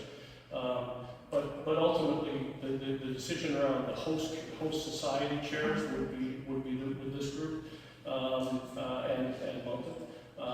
In terms of then some of the technical people that are required, it would be the chairs would be responsible for bringing forward those names. But I think the final composition would require a sort of sign off by the sponsoring municipalities. So the Funding Regional Service Commission will be responsible for appointing the co-chair, like the chair, our regional chair for the whole society. Okay. So Which I would tell you is based on past experience, there's not going to be a long lineup of people looking for that. This is a major volunteer commitment over the next and the reason I want to make sure that we have some control of that is it leads into my second question. So if I understand things correctly, the member municipalities are responsible for any cost overruns with respect to the operating budget of this event. Is that correct? So I'm not comfortable with the level of guardrail as I see it here with that composition. And I know past history, according to the numbers you have, say that these types of events generally run a surplus, but I'm concerned that we don't have enough control over this process, and at the end of the day, we're on the hook for any overruns. Yeah, excuse me, I don't want to downplay the concern. The structure, the basic structure for the host society is established by the Canada Games Council. But I mean, there'll be things like, one of the things I think you'll pay particular interest in, who's going to be the finance committee chair. Obviously, that process will be looking at trying to make sure that you've got a strong professional in that role. There'll be regular reporting that comes from the host society to the host communities in terms of where things stand, in terms of the finances. There's procedures within the Canada Games documentation in terms of annual audits that are required, regular reporting that's done back. So there's a lot of existing mechanisms, and I think that's quite frankly why they've been financially successful over the last number of times that it's been hosted in different communities. That those accountability pieces are part of the Canada Games requirements. They want this to be successful. I think the other benefit that comes from doing this jointly with Moncton is at the end of the day, if there was something really unusual that came up, and again, based on looking at the expenses that the host community is responsible for, I'm not sure what that would be, because most of this is very, very controllable. If there was something unusual, the province is not going to turn a blind eye to this. You've got the collective strength of both Moncton and St. John, and the province is at the table. There's going to be a collective effort in terms of resolving any significant issues that come up. But again, I'm not seeing anything in the financial side of things that causes any concern at this stage. There'll be ongoing reporting to make sure that the accountability pieces are there that are going to be required by the host communities, recognizing that concern around the bottom line. Just one, was there ever any consideration or talk about, as we pay through the commissions, by a percentage of, you pay by a percentage of your population, right? So Moncton, I don't know what the population is compared to St. John. I know we're splitting 50-50, but if the way we roll is percentages of your population would, so Moncton could possibly pay more than St. John because they have, or vice versa. bigger populations. I don't know if that was ever considered, but it came into my mind there when I was rereading this last night.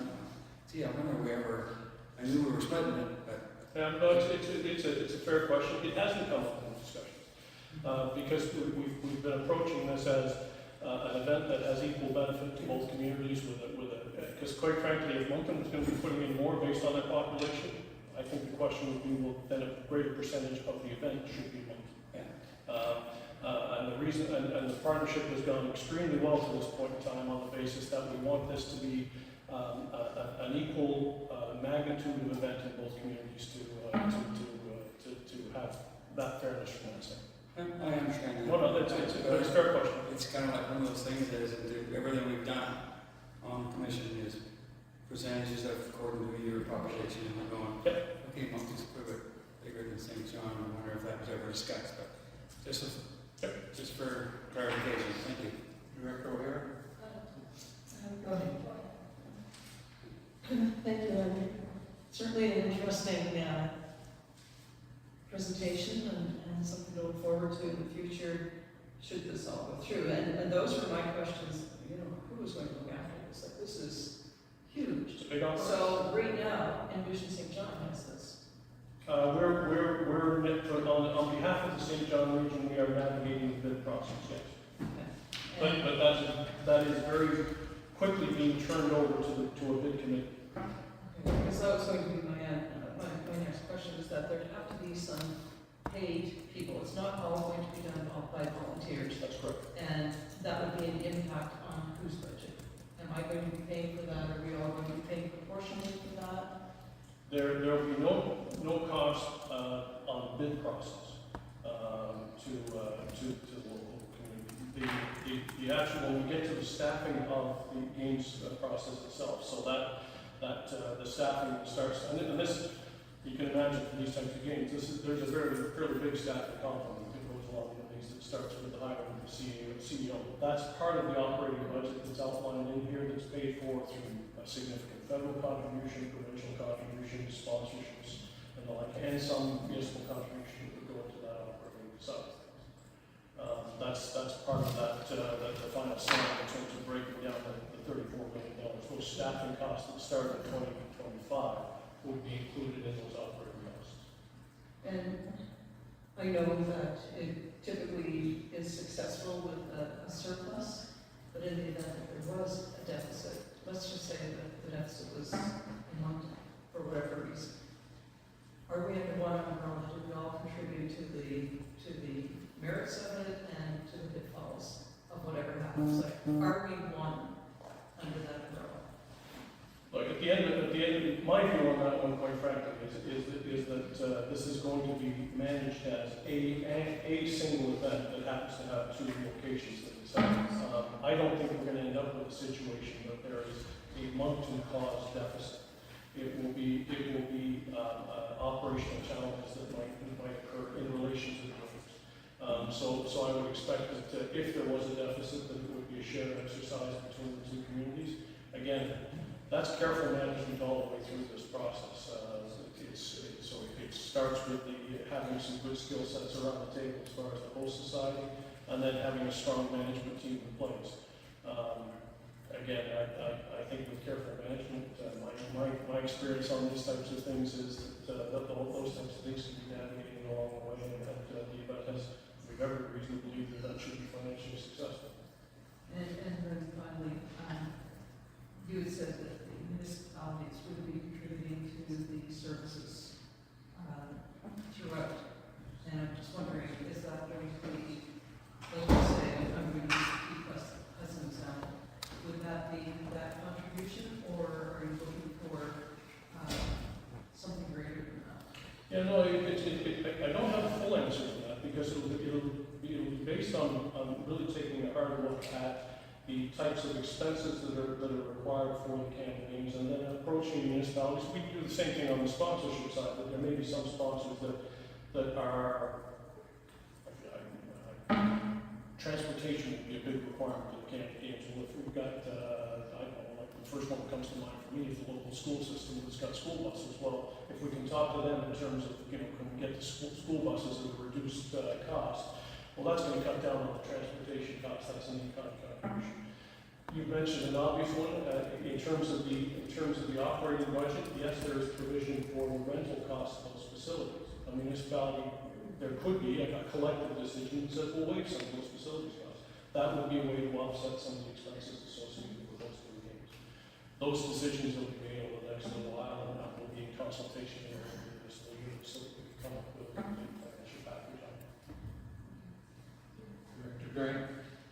Thank you, Andrew, for this presentation. I feel a bit better about the finances, but I just want to add my concern, as America has about oversight on the finances. And, if you think about it, so St. John made this bid without consultation with the other municipalities. Then it gets passed to a division, automatically it becomes a regional issue, and now we're all going to be expected to pay. So it's just that kind of thinking. And obviously, if this bid is successful, we are all going to pay without ever having said, yes, we want to pay. So I guess that's just my concern. The municipalities outside St. John's seem to be very low on the decision-making process here. And Well, I just want to add my concern. Sure, no, and look, if I might, this process didn't start with the city of St. John.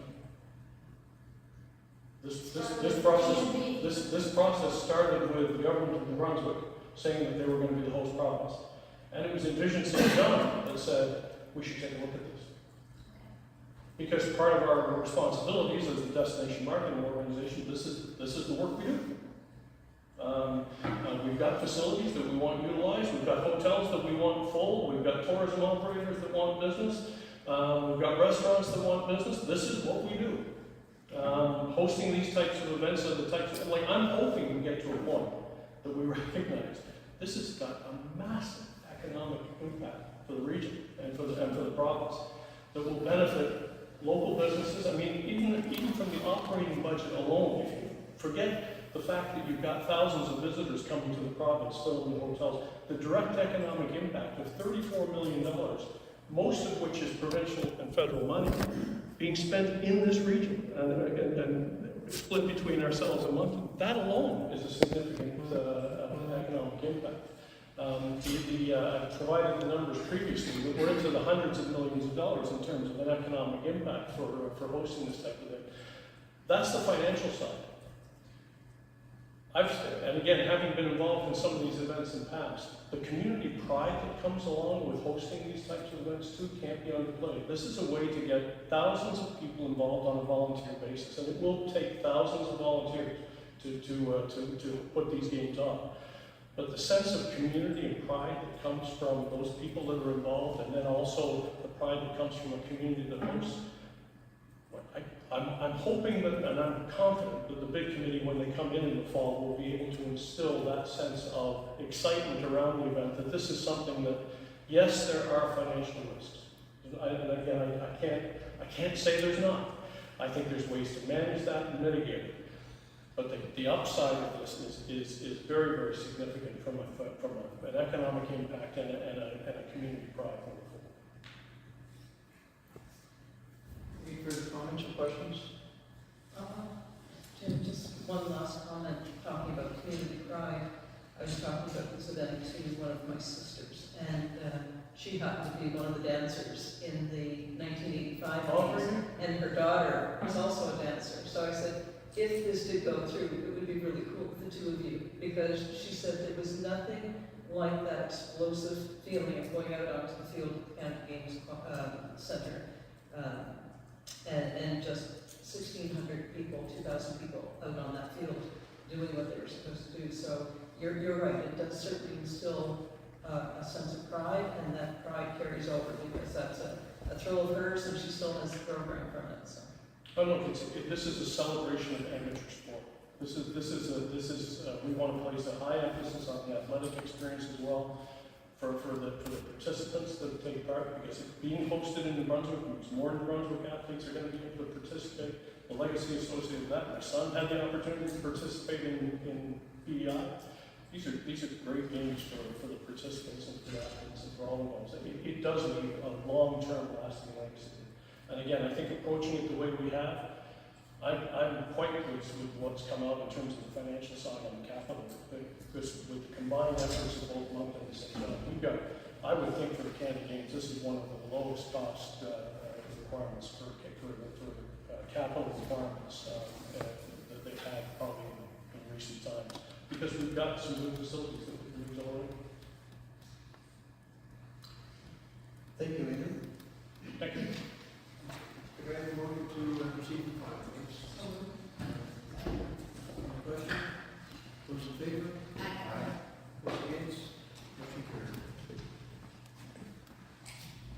Item number 5.3, Bill.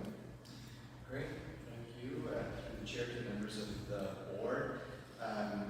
We're here today to talk about truth and reconciliation as part of our regional strategy, as you recall. A short report has been included in your packet, which includes an implementation plan that the FRSC has assembled on just kind of detailing the steps that we intend to take for truth and reconciliation as an organization. As you know, we're kind of like a sector body, has a responsibility to take action on truth and reconciliation, and we take that very seriously. The plan does include something I wanted to make sure everybody's aware of, is that we will be taking inventory of what all the 7 communities in the FRSC are doing for truth and reconciliation. Determine where there's some gaps, where there's some opportunities for some synergy. And so while this is important for us as an organization, and when I say us, the plan includes staff of the FRSC, but it also includes board members. So we will be brought into this world. You may have already received some of this training, this information sharing, and this intentionality, but we will uphold that same amount. So as part of that, I thought there would be no better way to start this off and to kick this off, not just by showing you an implementation plan, but to bring Melanie Tompkins in. Melanie Tompkins is a former colleague, and she has been with the City of St. John for over 20 years. She's practiced law for over 25 years. She's appointed to the King's Council. She's also, importantly for today, the lead for the City of St. John on Truth and Reconciliation. And I recall, as an employee of the City of St. John, when she just started that trajectory 5 or 6 years ago, and said this is important for the organization. And it started slow and intentional, and it grew from there. Today, with the work that she has and the willingness of the council and the staff and the team that she's built around this, St. John is hosting a powwow this year, has, I believe, taken important steps over the years. So I thought, let's get Melanie in. Let's share with, let's have her share with us what her trajectory was, what she's done with the City of St. John, and any lessons learned that she can share with us as we're just embarking in this intentional approach. So with that, I'll pass the floor to Melanie. Thank you, CEO Willett. It is truly an honor for me to be before this commission, Mr. Chair, members of the commission. Thank you so much for the opportunity to share. So I don't have to say much more about myself. Phil made me sound better than I actually am. But I will say this before I start, as I want to acknowledge, it's very strange for me every time I talk about truth and reconciliation, because I'm a white woman and we're talking about Indigenous efforts. So I always want to recognize the white privilege from which I benefit before I start talking about this. So thank you, Phil. Thank you, Grant, for advancing my slides. Thank you so much. So in June of 2021, I've had the pleasure of being part of a team at the City of St. John who, under the great leadership of our deputy and mayor and members of council, decided to take concrete steps toward truth and reconciliation. So June 14, 2021, the first land acknowledgement is read at a council meeting. That land acknowledgement was prepared by Grady Nicholas, so the Honourable Grady Nicholas, who's a member of the Indigenous community, but also former judge of the provincial Provincial Court. I'm sure you're familiar with Graydon. He helped draft it, and I have copies of it today, should you be interested. Deputy, I didn't know that you brought one, so I brought a copy of the land acknowledgement, should that be of interest. I should also say, and the deputy is finding out live, that we are redrafting that land acknowledgement and we'll be taking it back to council shortly. So what's a land acknowledgement? I apologize, I don't know whether you each read them at your council meetings, but now I have to use my glasses because I've reached that stage in my life. It's a formal statement that recognizes and respects Indigenous peoples as traditional stewards of these lands and the unique, enduring relationship that exists between them and their ancestral territories. Indigenous people have been on these lands for over 4,000 years. Sorry, 14,000 years. They are the original people of these lands. So why are they there? Why do we read those land acknowledgements? Why did we develop them? Well, the purpose of them is to recognize that we, as settlers and non-Indigenous people, are here on their lands, essentially, and to honor the original people of these lands. So Council in St. John reads this first land acknowledgement in June 3 years ago, and then on that same day, they take a concrete step, asking staff to bring a report back with concrete ways in which they can foster reconciliation. So what is truth and reconciliation? Truth and reconciliation really stems from the work of the Canadian Truth and Reconciliation Commission, and its report was released almost 10 years ago now.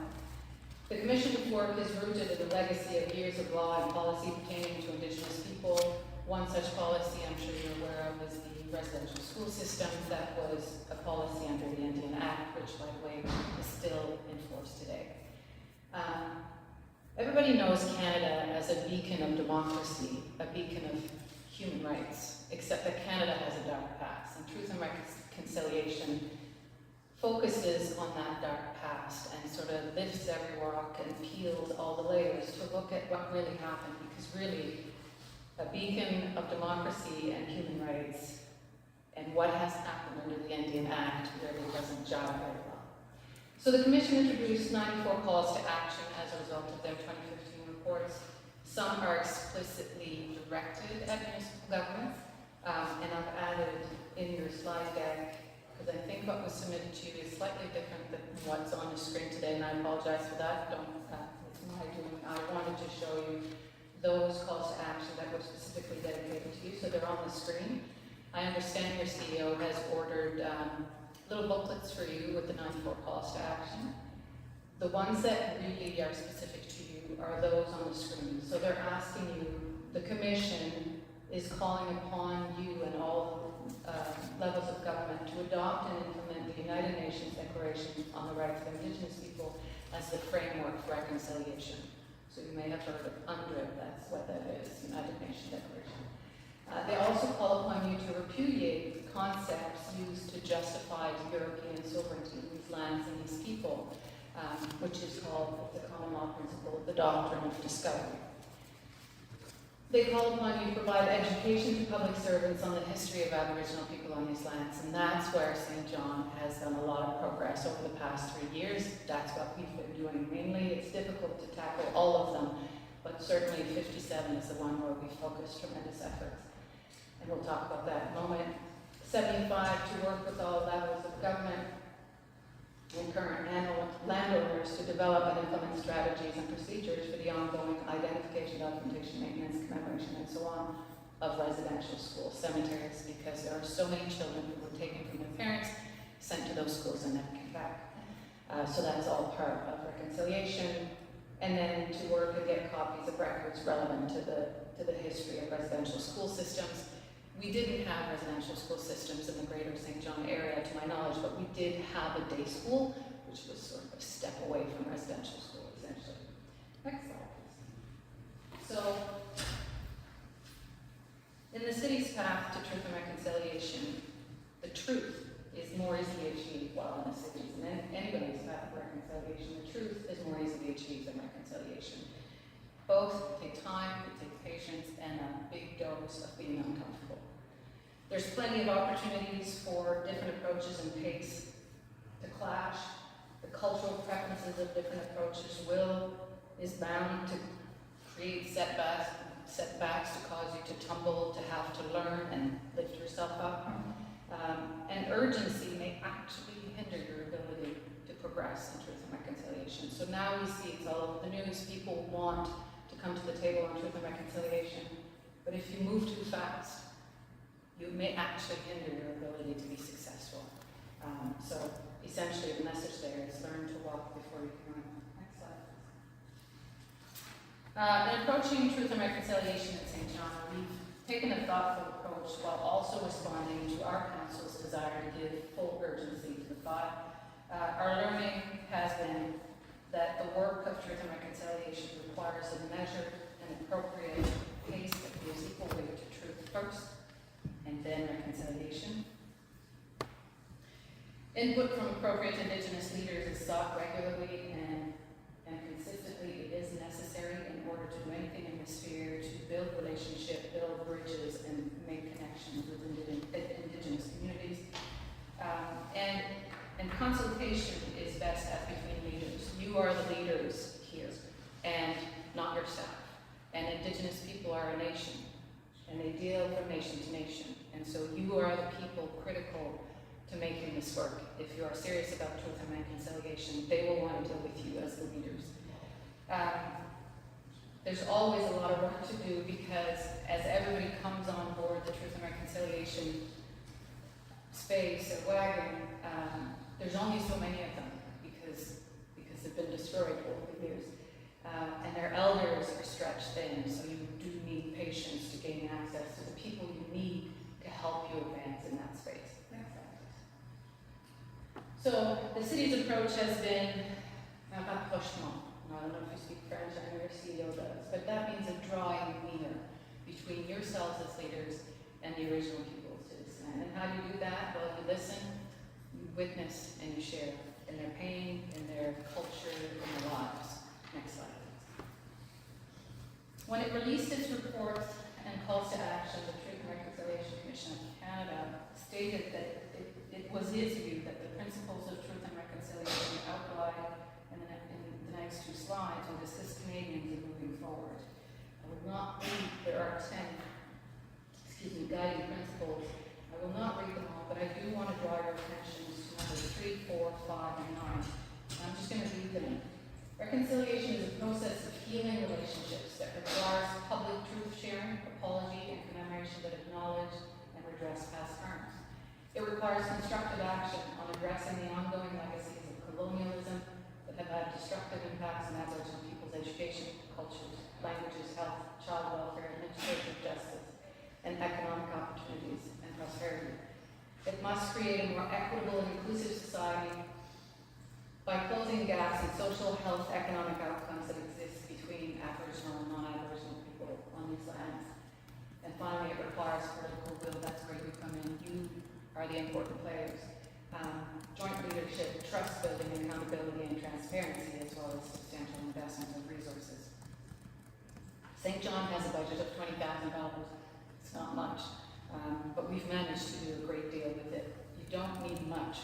You just need leadership and the will to do something about it, and we have been blessed to have that in St. John, and I'm so excited to hear that you have adopted that in your plan. Next slide, please. So I want to take a moment to let this image speak, and then I'll let you contemplate it for a moment.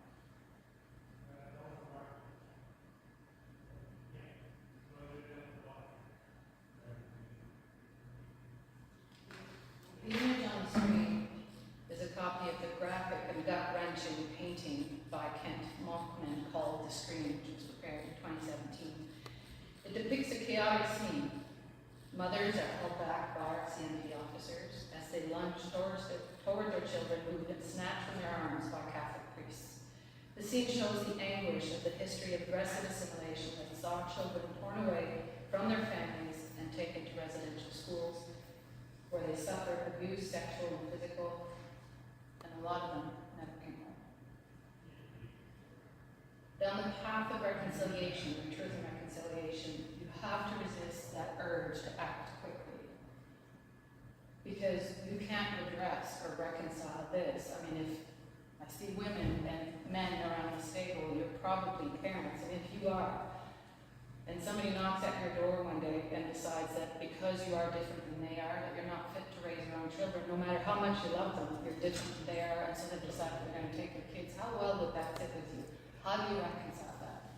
You can't rush through that. The pain caused is too great, so you have to take it slowly. Next slide, please. So how do you start? You start by learning the truth. You start by questioning the status quo. And how do you learn the truth? By listening. By learning with an open heart and an open mind. And by challenging the status quo and your long-held beliefs. You know, as I've said, Canada is a beacon of democracy and human rights. That's what we all think, and we're so proud of it. If you travel, you go anywhere, Canadians are always welcome because they are those people who honor human rights and democracy. Except we do have a dark past, and truth is achieved by taking the time to question what you've taken for granted forever. Because not all people have lived Canada, quote unquote, the same way. By taking time to hear the perspectives, the stories, and the pain of Indigenous people. And you do that by listening, by witnessing, and by sharing. Thank you. In Canada, many non-Indigenous people have limited knowledge of the realities of colonization, of assimilation and denial and its impact on Indigenous cultures. Critical component of the truth phase is just to learn, continuously learn. I've been at this now for a few years, and I know just enough to know how little I know after years in this field. Next slide, please. So Commissioner Murray St. Clair of the Truth and Reconciliation Commission of Canada said, truth is hard, right? Watching that image, picturing yourself as that mother or father being held back by RCMP officers and priests yanking your kids from your arm. It's hard to watch, it's ugly, nobody wants to be in that space. But reconciliation is even harder, and it takes time. Why? Because it requires healing. And healing, you know, if you've broken a limb or if you've had COVID or something, you know it takes time. Healing takes time, especially emotional and soul healing, and action is essential. I've had the privilege of meeting a few elders, and being in their presence, honestly, is one of the highlights of my experience on this planet. They're very deeply connected to the lands and truth and integrity they're made of. And one such elder, her name is Imelda Purley, doesn't refer to reconciliation. She refers to action, because it cannot occur unless there's concrete action. So the work is slow, it must be thoughtful, but it must also be thought-provoking. You have to lead and get into the muck. You have to get into that space where, you know, we've ignored this for years, but you have as leaders to get into that space, dare to get comfortable with being uncomfortable, essentially. Next slide, please. So, it's always heavy to talk about this, and I apologize to have to be sharing this with you, but there's happenings. In St. John, we've accomplished quite a bit. Thank you to our deputy and our mayor, who have now gained the respect of the Indigenous community in this area. So some of the things we've done to help advance this, we don't have dedicated resources strictly to truth and reconciliation in St. John yet. I'm looking at my boss when I say that. We do plan, ultimately to bring back something to council to have a discussion around, if we're going to be serious about truth and reconciliation, we can't do it on the corner of one steps.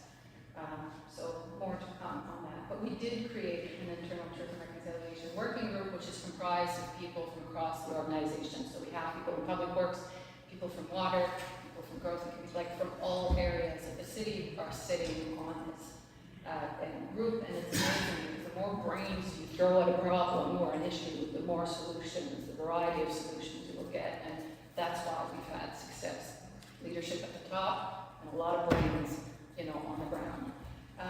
So we started with a blanket exercise for members of council and the senior leadership team in St. John, and if you haven't had one of those, I encourage you to look into it. It is quite powerful. So it's all about Call to Action 57 and educating public servants. So we started there so that members of council would get a feel for what it is, what the experience of the original people of these lands has been through colonization. Then we more or less imposed a self-guided course called The Path, which has been prepared by an Indigenous group.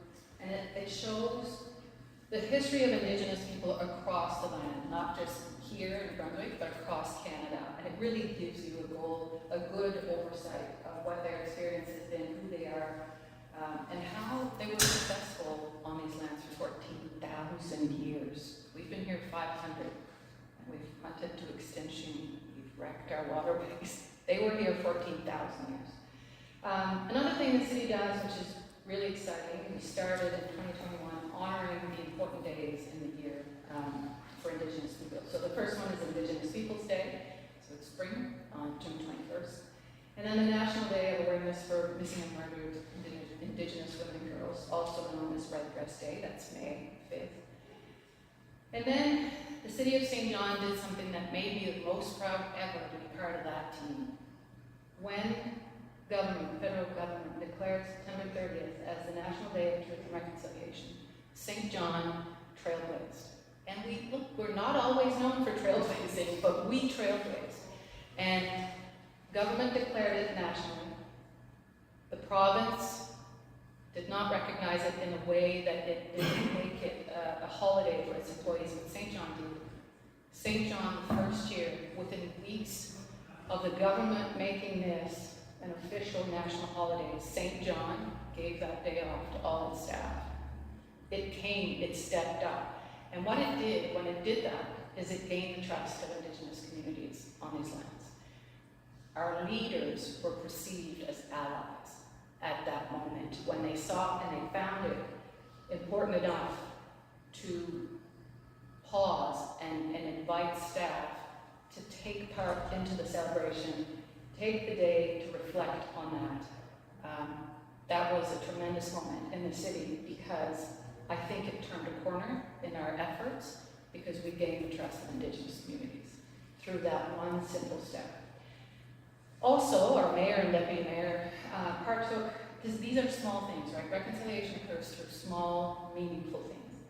Our mayor and deputy mayor, I invited them. I suggested they should partake in the drum making exercise that took place at the Imperial Theatre in St. John. It was open to everybody, but they showed up. They showed up and an elder was present, which nobody knew would happen. And in that moment, again, they're gaining credibility with the Indigenous community, with an elder in this case. Next slide, please. We created a library of Indigenous books and resources in the mayor's office as well. We started, we have to build it up, but it's there, so if members of council or the public have questions or they want some information, we have some resources there. We have painted 2 orange sidewalks in the city and downtown to commemorate the children who attended residential schools and didn't come home. We have recognized Indigenous culture through the naming of infrastructure. So we had an official opening earlier this week of Atobi Magahamek, which is a public space on the water. So using Indigenous names to recognize spaces on their lands, that's an action we can take to reconcile. We've also put in signage in the Trans-Canada Trail, for example, with Indigenous language on the signage, that when Indigenous people are there, they feel like they belong. We've diversified the city's workforce, and listen, I was part of the hiring process for some of the diversification, and we don't realize as white privileged people that we describe ourselves out of diversity. We create barriers that we're not even aware we're creating. So when we're hiring, and we hired in the mayor's office, also something I'm very proud of, an Indigenous person to support mayor and council. Through the hiring process, you would expect for an executive assistant for mayor and council to have a certain level of education, a certain experience, right? You would, I mean, that's what we do. We run large corporations with lots of millions of dollars of budget. We want to make sure that we have the right people in the jobs. Except Indigenous people don't go to school the way we do. They don't gain knowledge the way we do. They are in a different stream, if you will. And if we don't adjust the way we recruit, we're not going to get the people we need to help us advance in that path. So we had to do some pretzel bending, and we had to be thought-provoking and saying, no, we're not going to ask for high school education for this position. And we didn't, because when we did, we didn't get Indigenous people applying. And when I talked to Indigenous people in the community, I said, why aren't you applying to this great opportunity in the mayor's office? And they said, you don't want us there. You describe yourself out of us. We can't meet your requirements, so we don't put ourselves through that. So we changed that. And perhaps the deputy can share with you whether, how well or not that turned out. It seems we've had a lot of success. And the moment we've had an Indigenous person in the top position office, our Truth and Reconciliation efforts boomed. Why? Because the credibility just keeps growing and growing and growing, and Indigenous people respond to Indigenous people and allies.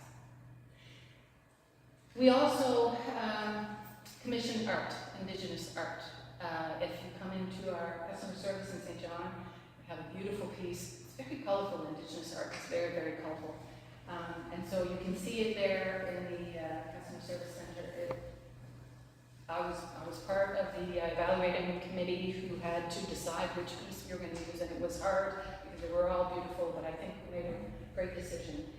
We also commission art in the clerk's office, which is the bridge between members of the public, as you know, and yourselves.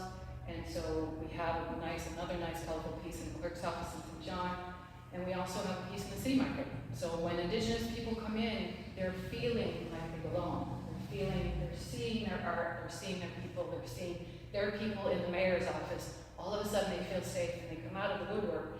There's Indigenous people that look like you and me. You wouldn't know they're Indigenous, but they're Indigenous. They don't all look different than we do. But they don't feel comfortable coming out and claiming that they're Indigenous if they don't feel safe in the space. And doing these small things is how we achieve reconciliation. And so I've just highlighted a few. We've done a lot more, and again, I thank our deputy and our mayor for their leadership. Next slide. So, you must have heard on the news that St. John, and Phil mentioned it, we are hosting a powwow in Monoquest. Monoquest is the name of this area. It's the greater St. John area, particularly at the mouth where the river meets the ocean. It's called the gathering place, that's what it means. And there's never been a powwow. Traditionally in New Brunswick, powwows have been held on reservations because for years the Indian Act made them illegal, so they weren't allowed to celebrate their culture. So there's never been one because we don't have a reservation in St. John. But the significance of St. John, or this area, is that this is where all the different nations came to gather, because that river, that is the St. John River, was their highway. And they would all gather at the bottom of that highway where it meets the sea, and they would trade. And so the significance of St. John is tremendous to Indigenous communities. And so having a powwow in Monoquest is huge for Indigenous communities. And all that is people talking on the street with Indigenous people, like staff talking to Indigenous people, and then it's like the snowball starts and it rolls down, and now we have this exceptional event coming to our region. It's being held at TV Station at the end of the Powwow Trail. I don't know if you're familiar with the Powwow Trail, but it's the government of New Brunswick has it on its website, and it lists all the powwows taking place in the province throughout the year. They start in May or June, and they go all until September. All of them take place outside. The one in St. John is at the back end of that trail. It's taking place indoors. The people who make a living in the Indigenous communities of performing at these powwows, they want the trail to get longer and longer, but because they require so much space for them, and because we haven't arrived yet, they were being held outside on reservations. There were no facilities to accommodate such a large event because they have a big arena where the dancing and the performance take place. So when we sat down, we thought, we have a great space in our area that you are responsible for. So we had those discussions, and now it's taking place in St. John. On October 26th, these events are free. They're open to the public. You are all welcome to attend, and I hope that you will make an appearance and start your path down the reconciliation, your journey down the reconciliation path. So some of them, so what do? These powwows? They celebrate culture. They celebrate the richness of different Indigenous cultures. They have brought between 25 to 40,000 people to different areas. Like out west, they have huge powwows, and the economic impact of them is tremendous. So we don't know yet. This is the first. We'll see how large and successful it will be, but I am nothing if not determined, so I do plan on this one being successful. Next slide, please. We do have a Facebook page, so the official launch was done 3 weeks ago. So you can find our Facebook page, Monaco's Powwow. And if you have any questions or concerns, you can filter them through that. We're also building a website called monacos.ca, that we have reserved for this purpose. And finally, I think I've spoken too long, lessons learned at a high level. I wanted to share, I've capitalized the word must. You must learn. You must explore the truth before you can head down the path of reconciliation. Because you cannot gain credibility if you don't have knowledge. You can't advance in truth and reconciliation without Indigenous people. So they'll ask you questions. When you meet them, they'll say, did you go through a blanket exercise yet? They're clever. I mean, you will not gain credibility if you haven't. And if you call them and you say, we'd like to have a blanket exercise, they'll be all over it because they want you to be allies. So you must start with the learning and understanding truth. There is a clever book by an Indigenous author called 21 Things You Didn't Know About the Indian Act. There's a copy in the mayor's office in St. John. I encourage you to have a look at that. You can get it at, Indigo. It's shocking. It's shocking what the Indian Act did to the original people of these lands, and it's shocking that it's still in effect today, but we can't take it out now because to take it away now would take away their status, and in this context, everything would fall apart, right? So it's a very complex situation. Reconciliation, big lesson learned. It takes time and patience, and it happens in small, meaningful ways. A hello on your street when you're having coffee somewhere, and you don't know you're talking to an Indigenous person, but that person will remember you. Small, meaningful ways. Make space for perspectives that are widely different than your own. Question status quo, and practice suspending judgment. As I've mentioned earlier, Indigenous people are a nation. You know that because you hear First Nation. But then when you treat with them, and I was trying to connect with them, I was going nowhere fast. And then it occurred to me that I'm nobody to them. Why would they answer now in Tonkin Scott? They wouldn't. But they'll answer each one of yours. They won't answer mine. I'm not elected. I'm not a leader of any political anything. They will talk to you because they're a nation. They're no different than Italy. They're a nation. So you have to show them deference. It took me a bit to learn that. Create a safe space in your communities for Indigenous people to feel welcome. Sidewalks, painted sidewalks, attend their events. Lead by example. Build relationships with Indigenous members of your community and support their businesses. We have 1778 that just opened in St. John last week, recently. I encourage you to stop in and have a look at that. Consult with Indigenous organizations, and we're happy to make ourselves available to your CEO if that would be helpful to work with you down the path. As mentioned earlier, Indigenous people respond to Indigenous people, and they trust Indigenous people and allies, and you become an ally by learning, sharing, and witnessing, and suspending judgment, and making small, meaningful steps. Elders, I also learned, are the keepers of knowledge in their culture. They're very stretched. They have, naming ceremonies, birthing ceremonies, healing ceremonies. They are the keepers of knowledge. The demands on their time are tremendous, and there's a whole protocol on how to behave around them. JEDI has put out recently this protocol, so you can go on their website. They have all this information. You're supposed to make an offer to them if you make an ask of them. And your credibility with the Indigenous community is what really is going to determine the outcome of your efforts in truth and reconciliation. And you have the privilege to learn from a friend in St. John, and that completes my presentation. I would make myself available anytime, Phil, for whatever the Commission would like to do, if that would be helpful, and I'm happy to answer questions. Do we have any questions or comments? On behalf of Hampton, I welcome you here and let you know that we have had elders here to give presentations to council. We've had the blanket ceremony in the high school, which was well attended. I went. It was very, very eye-opening and moving. And just for your own knowledge, we're building a new facility up here. We've gone through the consultation with the Aboriginals, and we are putting some Aboriginal art in our new facility. That's already been planned before this, actually.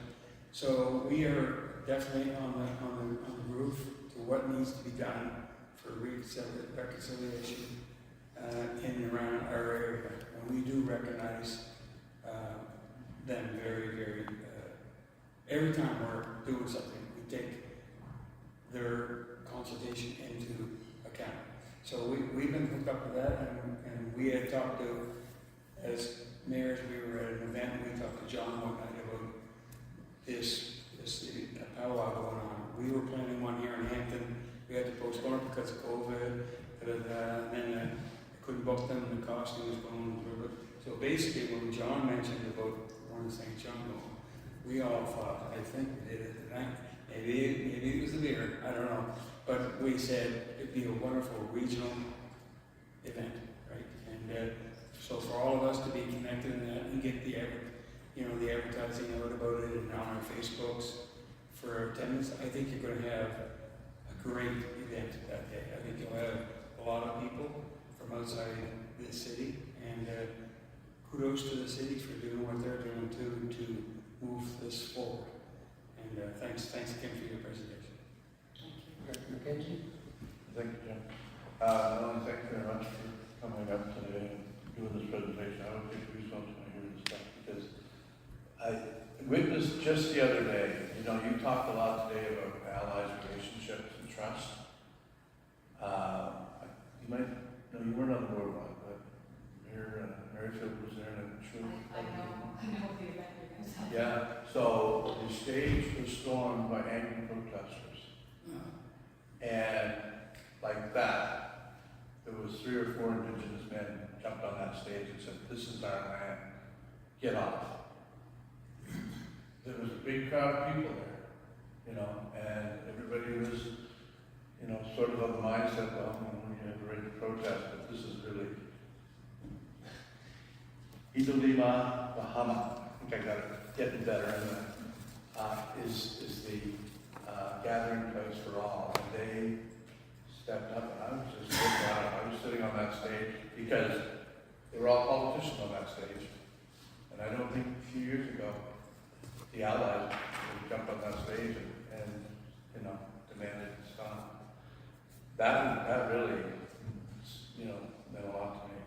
But I want to find out, because I know there's sponsorships out now, and we did talk, as we said, that about the possibility of each area along the stretch has important Indigenous areas within it, and maybe having something that people that come to this area for the powwow could jump on a bus or a van or whatever and go to this van and visit that spot and hear about, maybe David Smith would, put that on, but, so there's definitely interest, and, it's a big deal. And I know, I tried to talk about this at one of our powwow committee meetings, and I was quickly told that's not part of the powwow, that's part of the outside activities, so we couldn't talk about it in that, but we could certainly talk about it outside. And I think it's just wonderful the way the whole community, every community has embraced this, and it all starts with, the idea that we've got to recognize the truth and try to reconcile that. Thank you. I did bring because I had to fill, I'm sorry, but I did bring the sponsorship package. And I'm just going to leave it here. As well as a copy of the land acknowledgement, should that be of interest. Thank you. We thank you for your presentation.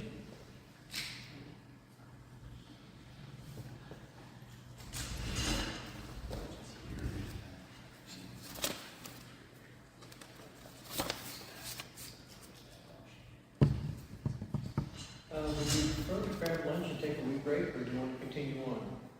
Lunch is here if you want. Lunch is here? We can have it in front of us if you want.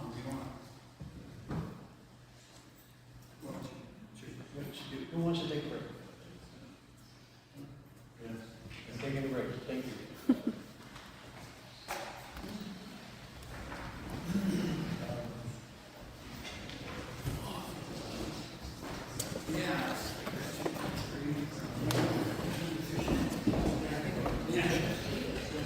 There's some forks and such as well.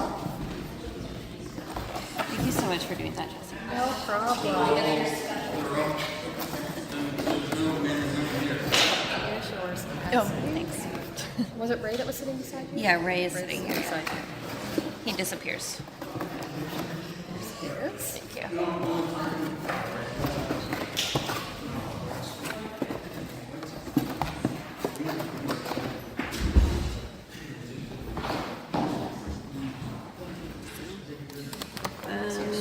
There is, what's next? Budget. I don't think we need to do anything for that. And then, yeah, no, I think we're good.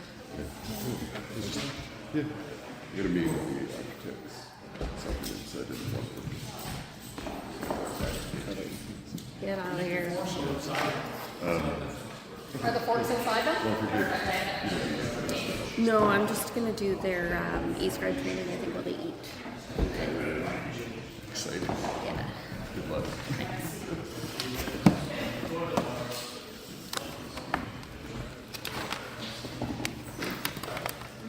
Dessert as well. The rocks, thank you. There's melting nuts and the chocolate chips. Thank you.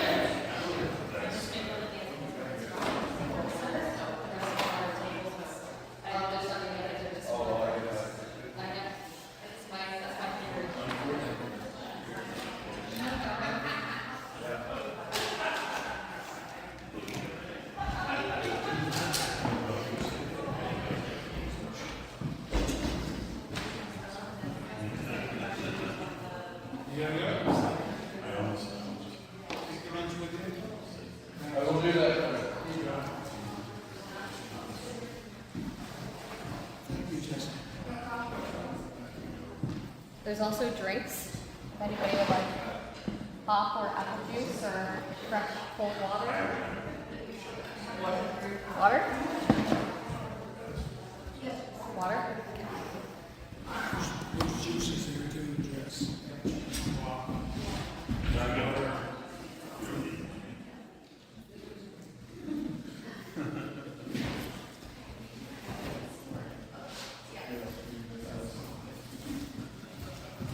Good seeing you.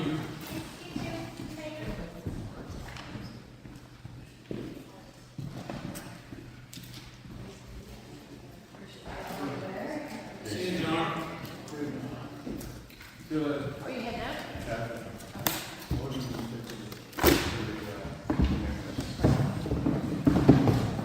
you want something to drink? Ricky, you want pop or juice? Pop or there's apple juice as well.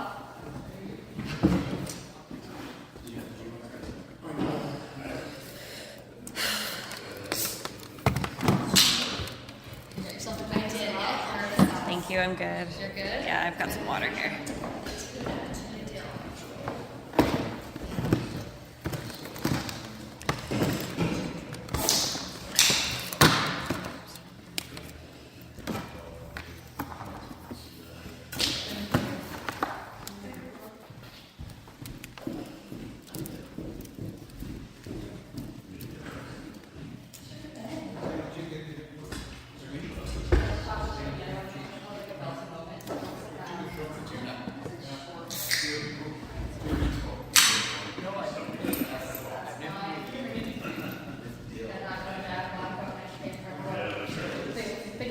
topics. Well, not this time. And here, there's also over the gridiron. You did it there. He does pizzas, like personal pizzas. And he does, anything you want. Usually, Perfect. If you need anything else, just send me an email. You've done amazing. Thank you so much. Take care. thanks again, Jessica. She's a gem.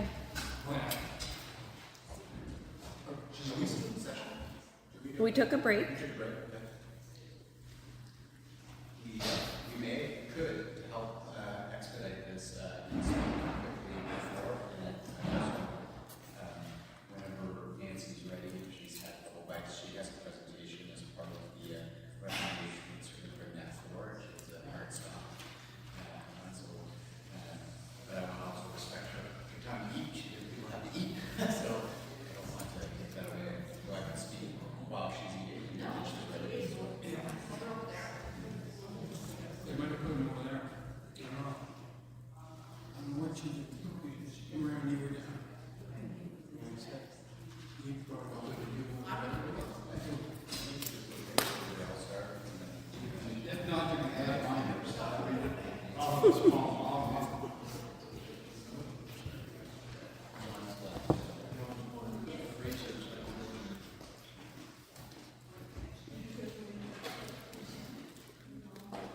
So we'll start the session back up, and as you guys eat, Phil will go through a few things, and we'll move forward to Nancy's presentation here on the Regional Facilities Committee as well. Hey, Ray. Ray. See you at work out there. Where's John?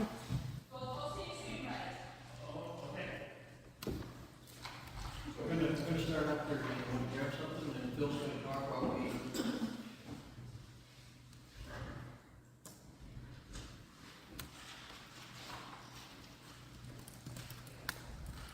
Everybody making the sandwich? Okay? Delicious.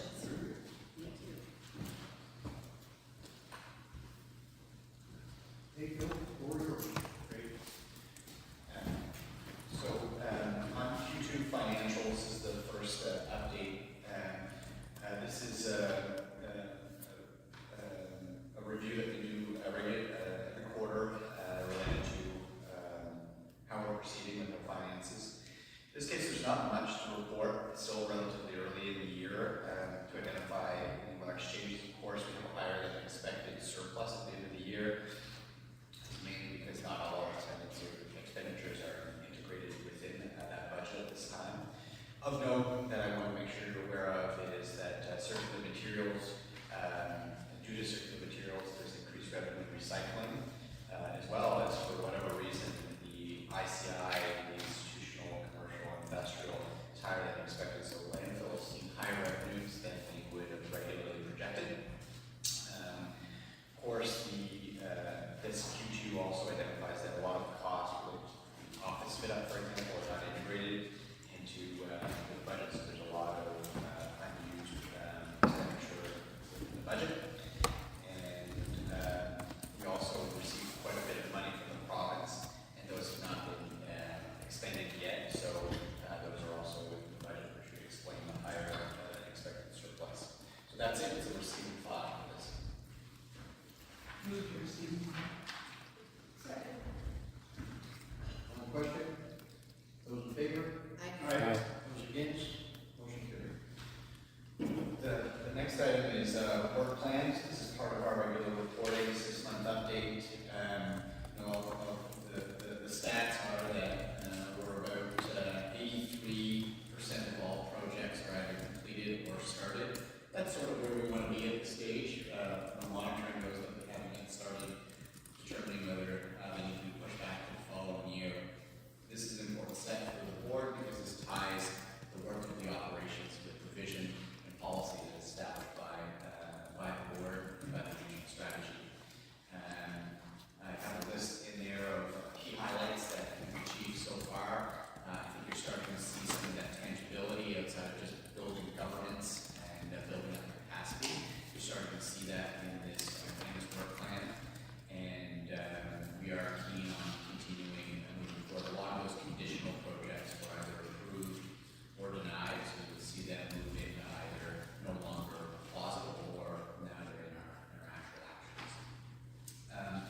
did want to be remiss not to say that very proud of the work of the staff on this. Staff drive this work plan. This is their guide, and when they're confused on what they should be doing, I just point them back to the work plan.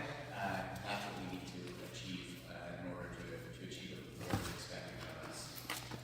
So this is also a great tool for if we need to change it. I don't want to stick to something if it does not need to be stick to. So in this case, if there's things that need to be changed to the work plan, we certainly will do it.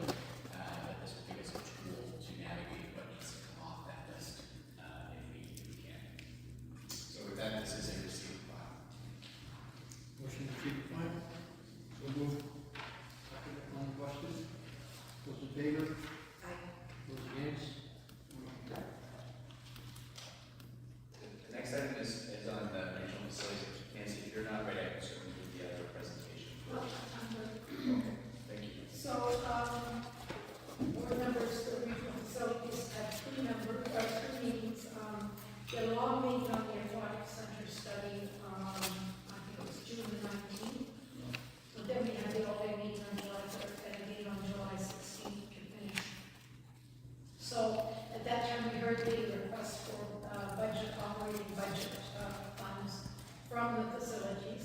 But before I present those, I just wanted to go back because last year you will recall our operating funding to the facilities was contingent on a number of conditions. And just want to review that because I think we made some progress. So some of the conditions were around the St. John Arts Center. First, the rental fee being charged by St. John. And with thanks to the city of St. John, we've been able to have that eliminated. We did contact the province with respect to a request to change the tax status of the Art Center. That was not successful. And the other thing about the Art Center, but applying to a lesser degree to the other facilities, was we did ask for them to work on increased revenue generation. And certainly the Art Center has done that. They've increased their fundraising very significantly in the past year. And the other centers are doing that as well, so some success there. We also did advocate to the government of the need for additional funding for arts and culture. Of course, no response to that yet. We did ask the city of St. John for a more detailed 5-year capital plan on the facilities with an attempt to smooth the capital needs year to year so that we didn't have a $1 million need this year and a $10 million need next year and that kind of thing. And Samir has worked hard on that, and I think that we do have a much more sort of workable 5-year plan now.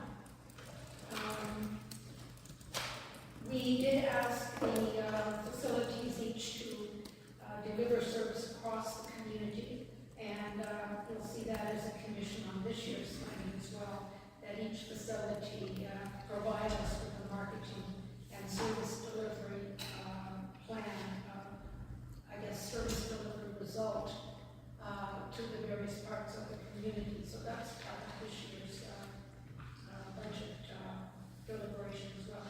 And the other thing from last year was we did ask for increased oversight of having to oversee the St. John Trade and Convention Center. That's not complete, but the city of St. John has taken that on to a great degree and has really managed the finances very well. And of course, now there's a new management contract with ODG 360, so we'll see what that yields, and we will continue to watch that one for need of other oversight. So with that, I would like to refer you to the motions of the Regional Facilities Committee. And Mr. Chair, I'll be willing to make the motion. Mr. CEO, do you want the 6 resolutions as one, or do you want to do them separately? I think we can probably do them as one. Okay. So I would move that we allocate $1,927,000 for 2025 capital needs. GD Station Games Aquatic Center, St. John Arts Center, as itemized in this report. Secondly, that we allocate $230,964 towards St. John Arts Center, 2025 operating budget. $145,034 towards St. John Trade and Convention Center, 2025 operating budget.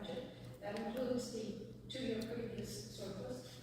We allocate $768,743 towards Canada Games Aquatic Center 2025 operating budget, and that includes a small surplus from 2 years previous. That we allocate $1,099,756 towards TV station 2025 operating budget, and that includes a large 2023 deficit. And that we allocate $578,550 towards Ontario Theatre 2025 operating budget.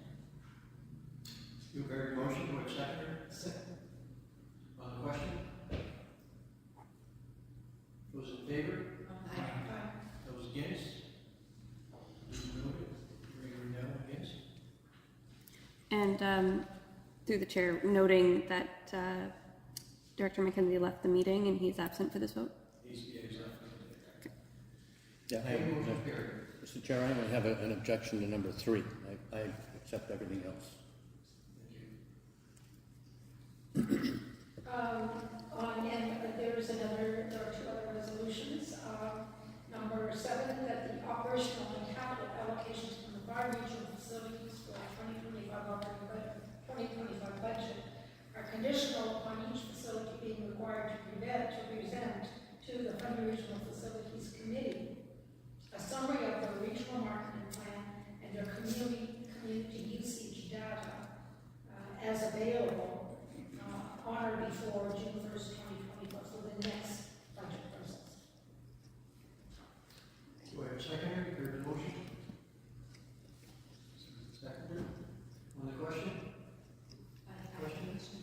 Through the chair to the chair of the Regional Facilities Commission, when you say regional marketing plan, does that include sponsorship plans as well? No, I don't think we did include that. We've had talk about sponsorship plan, but we haven't dealt with that in a formal way at the committee yet, correct? So this was marketing and to make sure that the various parts of the community are actually using the facilities site. Because I think there would be some value in having each of the facilities present a sponsorship plan so that there is an expectation that they are also developing their own sponsorship money to help support the operations and capital of each facility. I think that will come up in discussions probably at the next meeting. Thank you. Any further questions, comments? I'll make a comment. Since we've been heavily involved in these and all these facilities that were pushed on us, they have respectfully tightened up. Big time. Like first couple meetings we had with them in St. John, you guys remember, like especially the trade events center, they didn't know who was paid by who's, it's like, oh yeah, I think they're paid by the trade events center, or remember what paid by the hotel.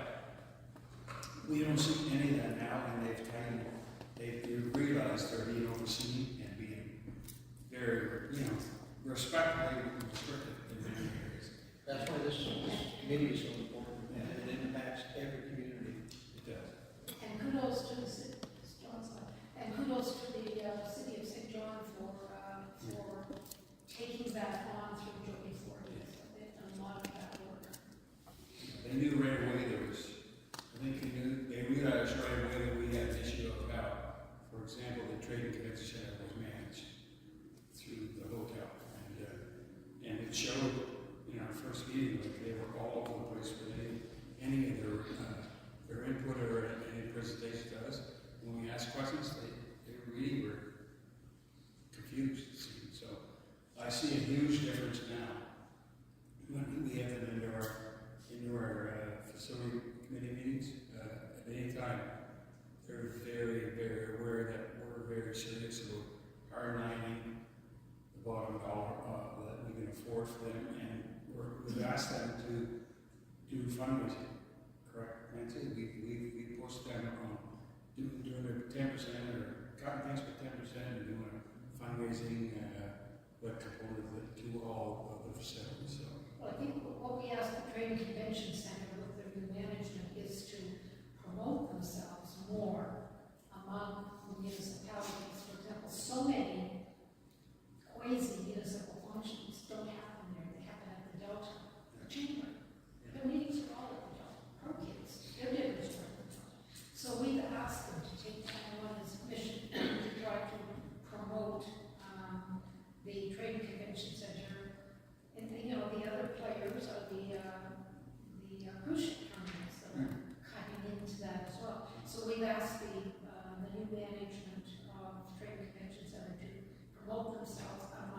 ourselves, our municipalities, and our municipal quasi organizations as well, so.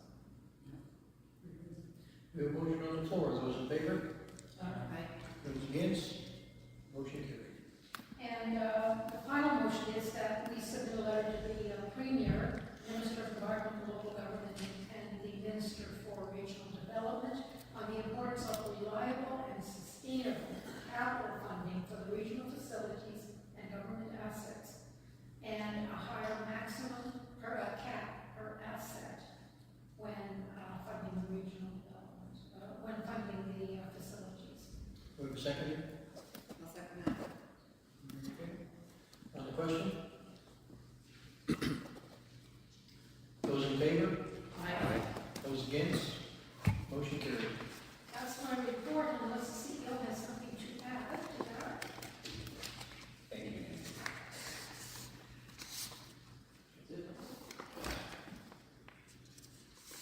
So the last on our list is 6.4. Yeah, this is a summary. As you recall from last year, the vision for FRC staff is really to prevent any scenario of a drumroll release, big surprise budget. It's something that I think all of you as board members do not want to see. You want predictability. So we established criteria back in February, which were approved by the board. We've given updates to the executive, to the regional CAOs, and this report is part of that. We're inching closer and closer to an eventual budget recommendation in August. So what this attempt is we do not have a budget developed, but we have some themes that have originated from what we've discussed so far. And we want to make sure you're aware of it at this stage, and it's just full disclosure. That's essentially what we're trying to do here. I'm not going to go through this thoroughly. It was submitted in the package. Of note of the items that we have, one thing that happened last year, which was excellent, and it would be something I strive for every year, is that we were able to increase the overall budget envelope of the FRSC, but overall member fees went down. So that's a pretty remarkable feat, and that's really because we manipulated the regional services support. Now, some members did get charged a little bit more last year. I'm not trying to say that not everybody did get, but overall membership fees went a little bit lower. That would be an excellent tradition to maintain. I hope we can. I will continue to try to do that, but that was pretty remarkable last year.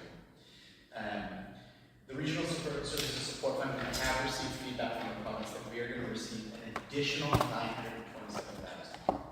What does that mean? In order to access that $927,000, we have to put into our budget the double of that, right? It's 50 cent dollars. It does not mean we have to spend it.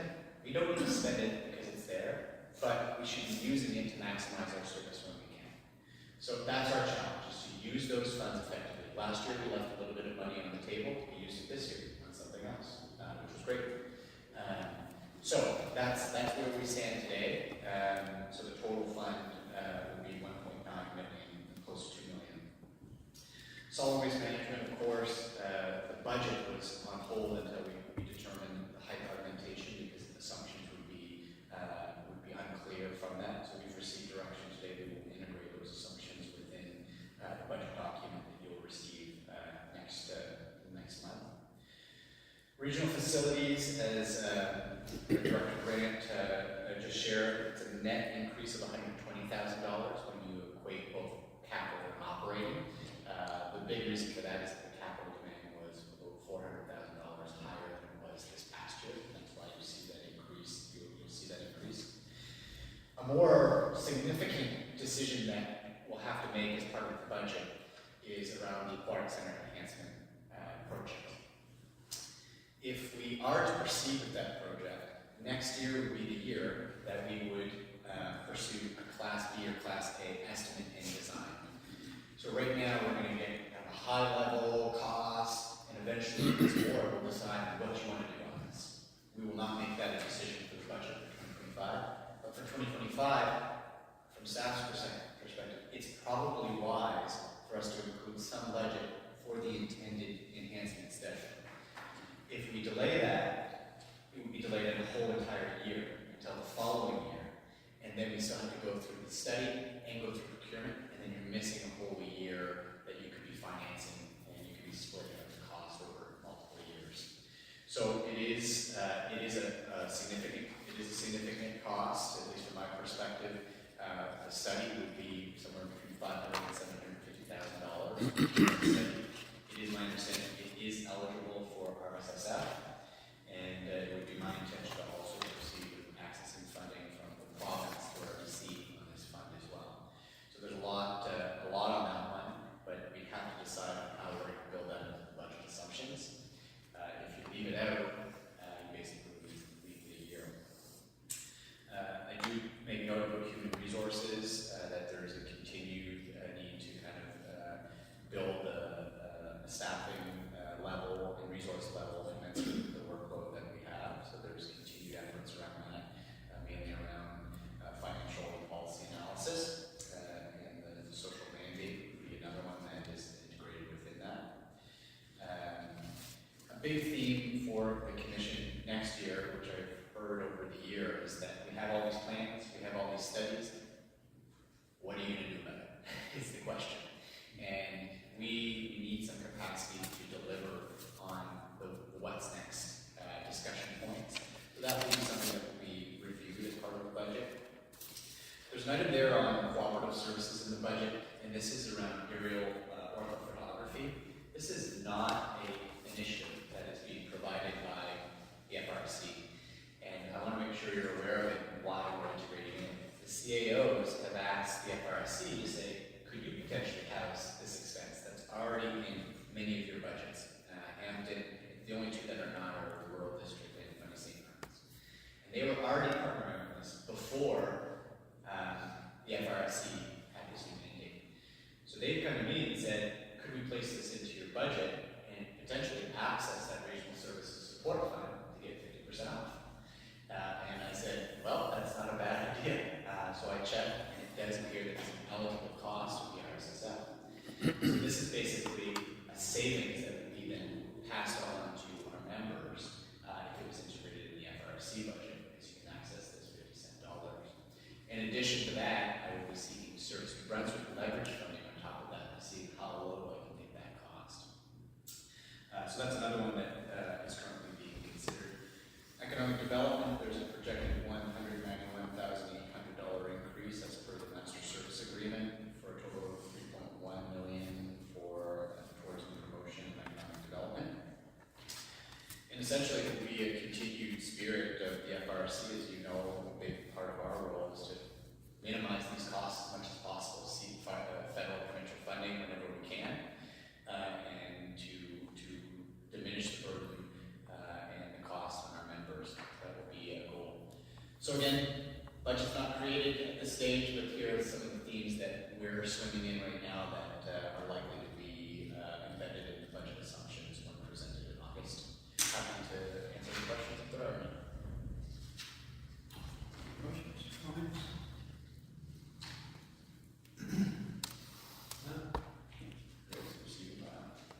Motion to receive the file. Second. Question? Those in favor? Aye. Those against? Motion carried. Next is item number 7. Brittany. Thank you, Mr. Chair. I'll just do a brief report on the Regional Transportation Committee. We most recently met on July the 4th, and we had 2 presentations provided to the committee. The transportation needs in the Fundy region, which was the transportation survey that was conducted by Dr. Julia Woodhull-Melnick through UMBSJ was presented. And so in a first for the FRSC, we partnered with UMB's Housing Mobilization and Engagement Research Lab to conduct a transportation survey for the entire region about how people move through the Fundy region. Valid responses were collected from 832 participants and 6 key informants who work with marginalized populations. We were only expecting about 400 responses, so we were very pleased with the high amount of engagement, and this shows that the region is highly engaged on transportation matters. So the key findings were that 10.88% of participants use public transit as their primary mode of transportation.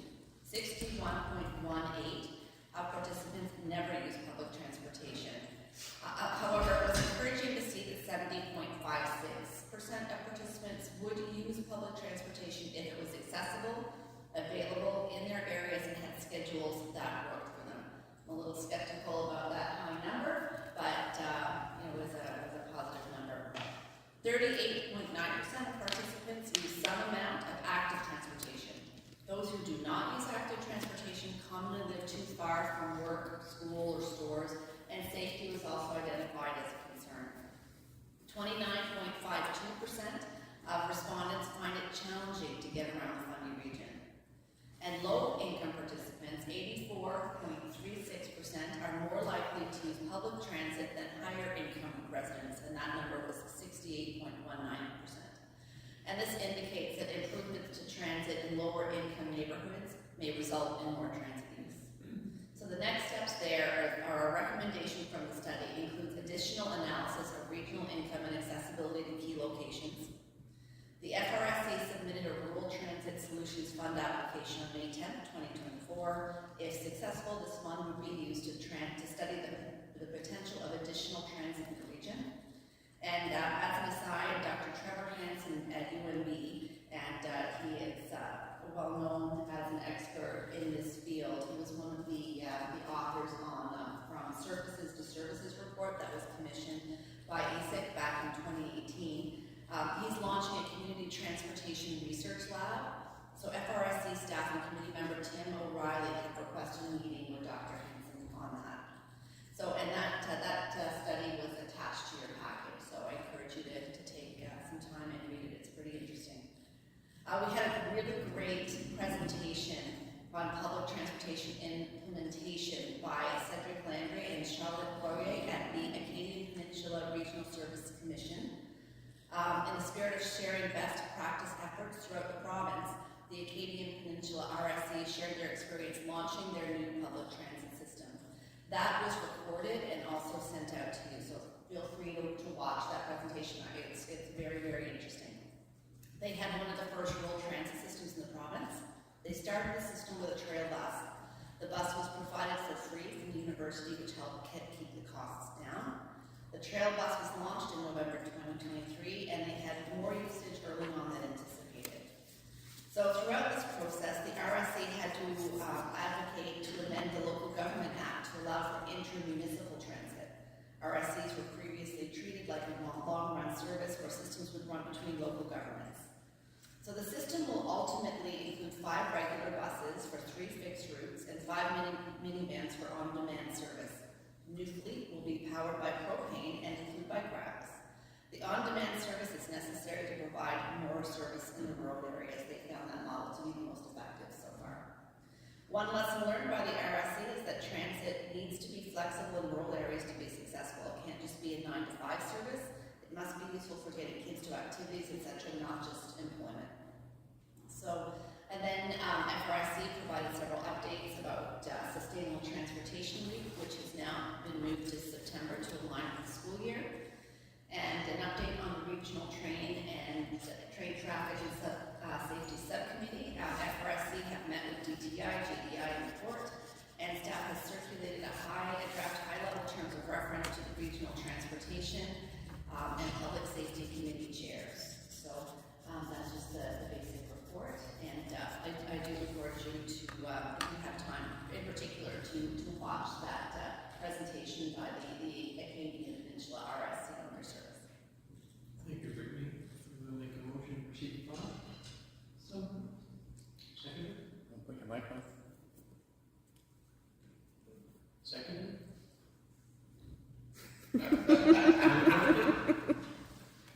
Those in favor? Could I ask a couple of questions? Yes. Comments. Turn it back. Comments. I read the survey, and the survey was kind of confusing for me because they use the term regional for a number of different definitions. And at one point they said our Fundy Service Commission services regional, semi-urban, suburban, and urban areas. And then they later define it as regional means rural, suburban, and semi-urban. Anyway, it just seemed that it was quite confusing. I couldn't really focus on what they're saying about the rural district, because they didn't seem to be addressed. They did say that we had very, very few input, almost no input from Fundy Rural District. Fundy Rural District has an older population, has a poorer population. So I was looking for something to get my head on, but I couldn't, you know, the terminology was confusing. Second comment, Acadia seems to be about 2 to 3 years ahead of us. And I believe they made that application under the World Transit Solutions Fund 3 years ago. We're behind the 8 ball, but I'm glad to see that we've made an application and look forward to getting that approved. Thank you, Randy. Any other comments? Those in favor? Those against? Motion carried. 7.2, to have a motion to receive and file the committee agendas. Seconded? Okay. On the question? Those in favor? Aye. Those against? Motion carried. Motion to adjourn. So moved. Motion meeting is now adjourned. Thank you. We've been in that.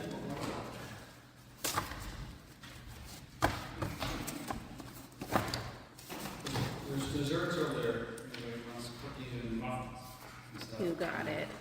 Thank you. No problem. The benefits of sitting next to you, among many. We're not doing e-scribe now, are we? No, Nancy's got to get out of here, so we'll do it another day. Okay. But Is there anything I can do to bring myself up to date? I went on e-scribe and they downloaded a video, but it was just basically, this is why you need it. yeah.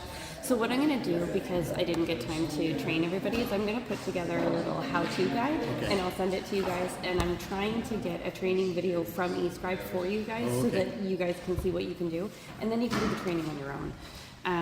But I will have that how-to guide, and I'll send you an email with the link that you need to get to. Okay, because if I had something like that, I'd Do it, yeah, do it. for sure, I'd do it. for sure. But Yeah. all So I got was a sales pitch, really. yeah, I figured. Yeah. So what I'll do is I'll work with eScribe and get. I found a direct contact, so I'll like a.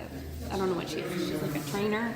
Yeah? So she's looking into the video for me. Yeah, I think there was a training video or something. I'm going to get you in contact with Julia.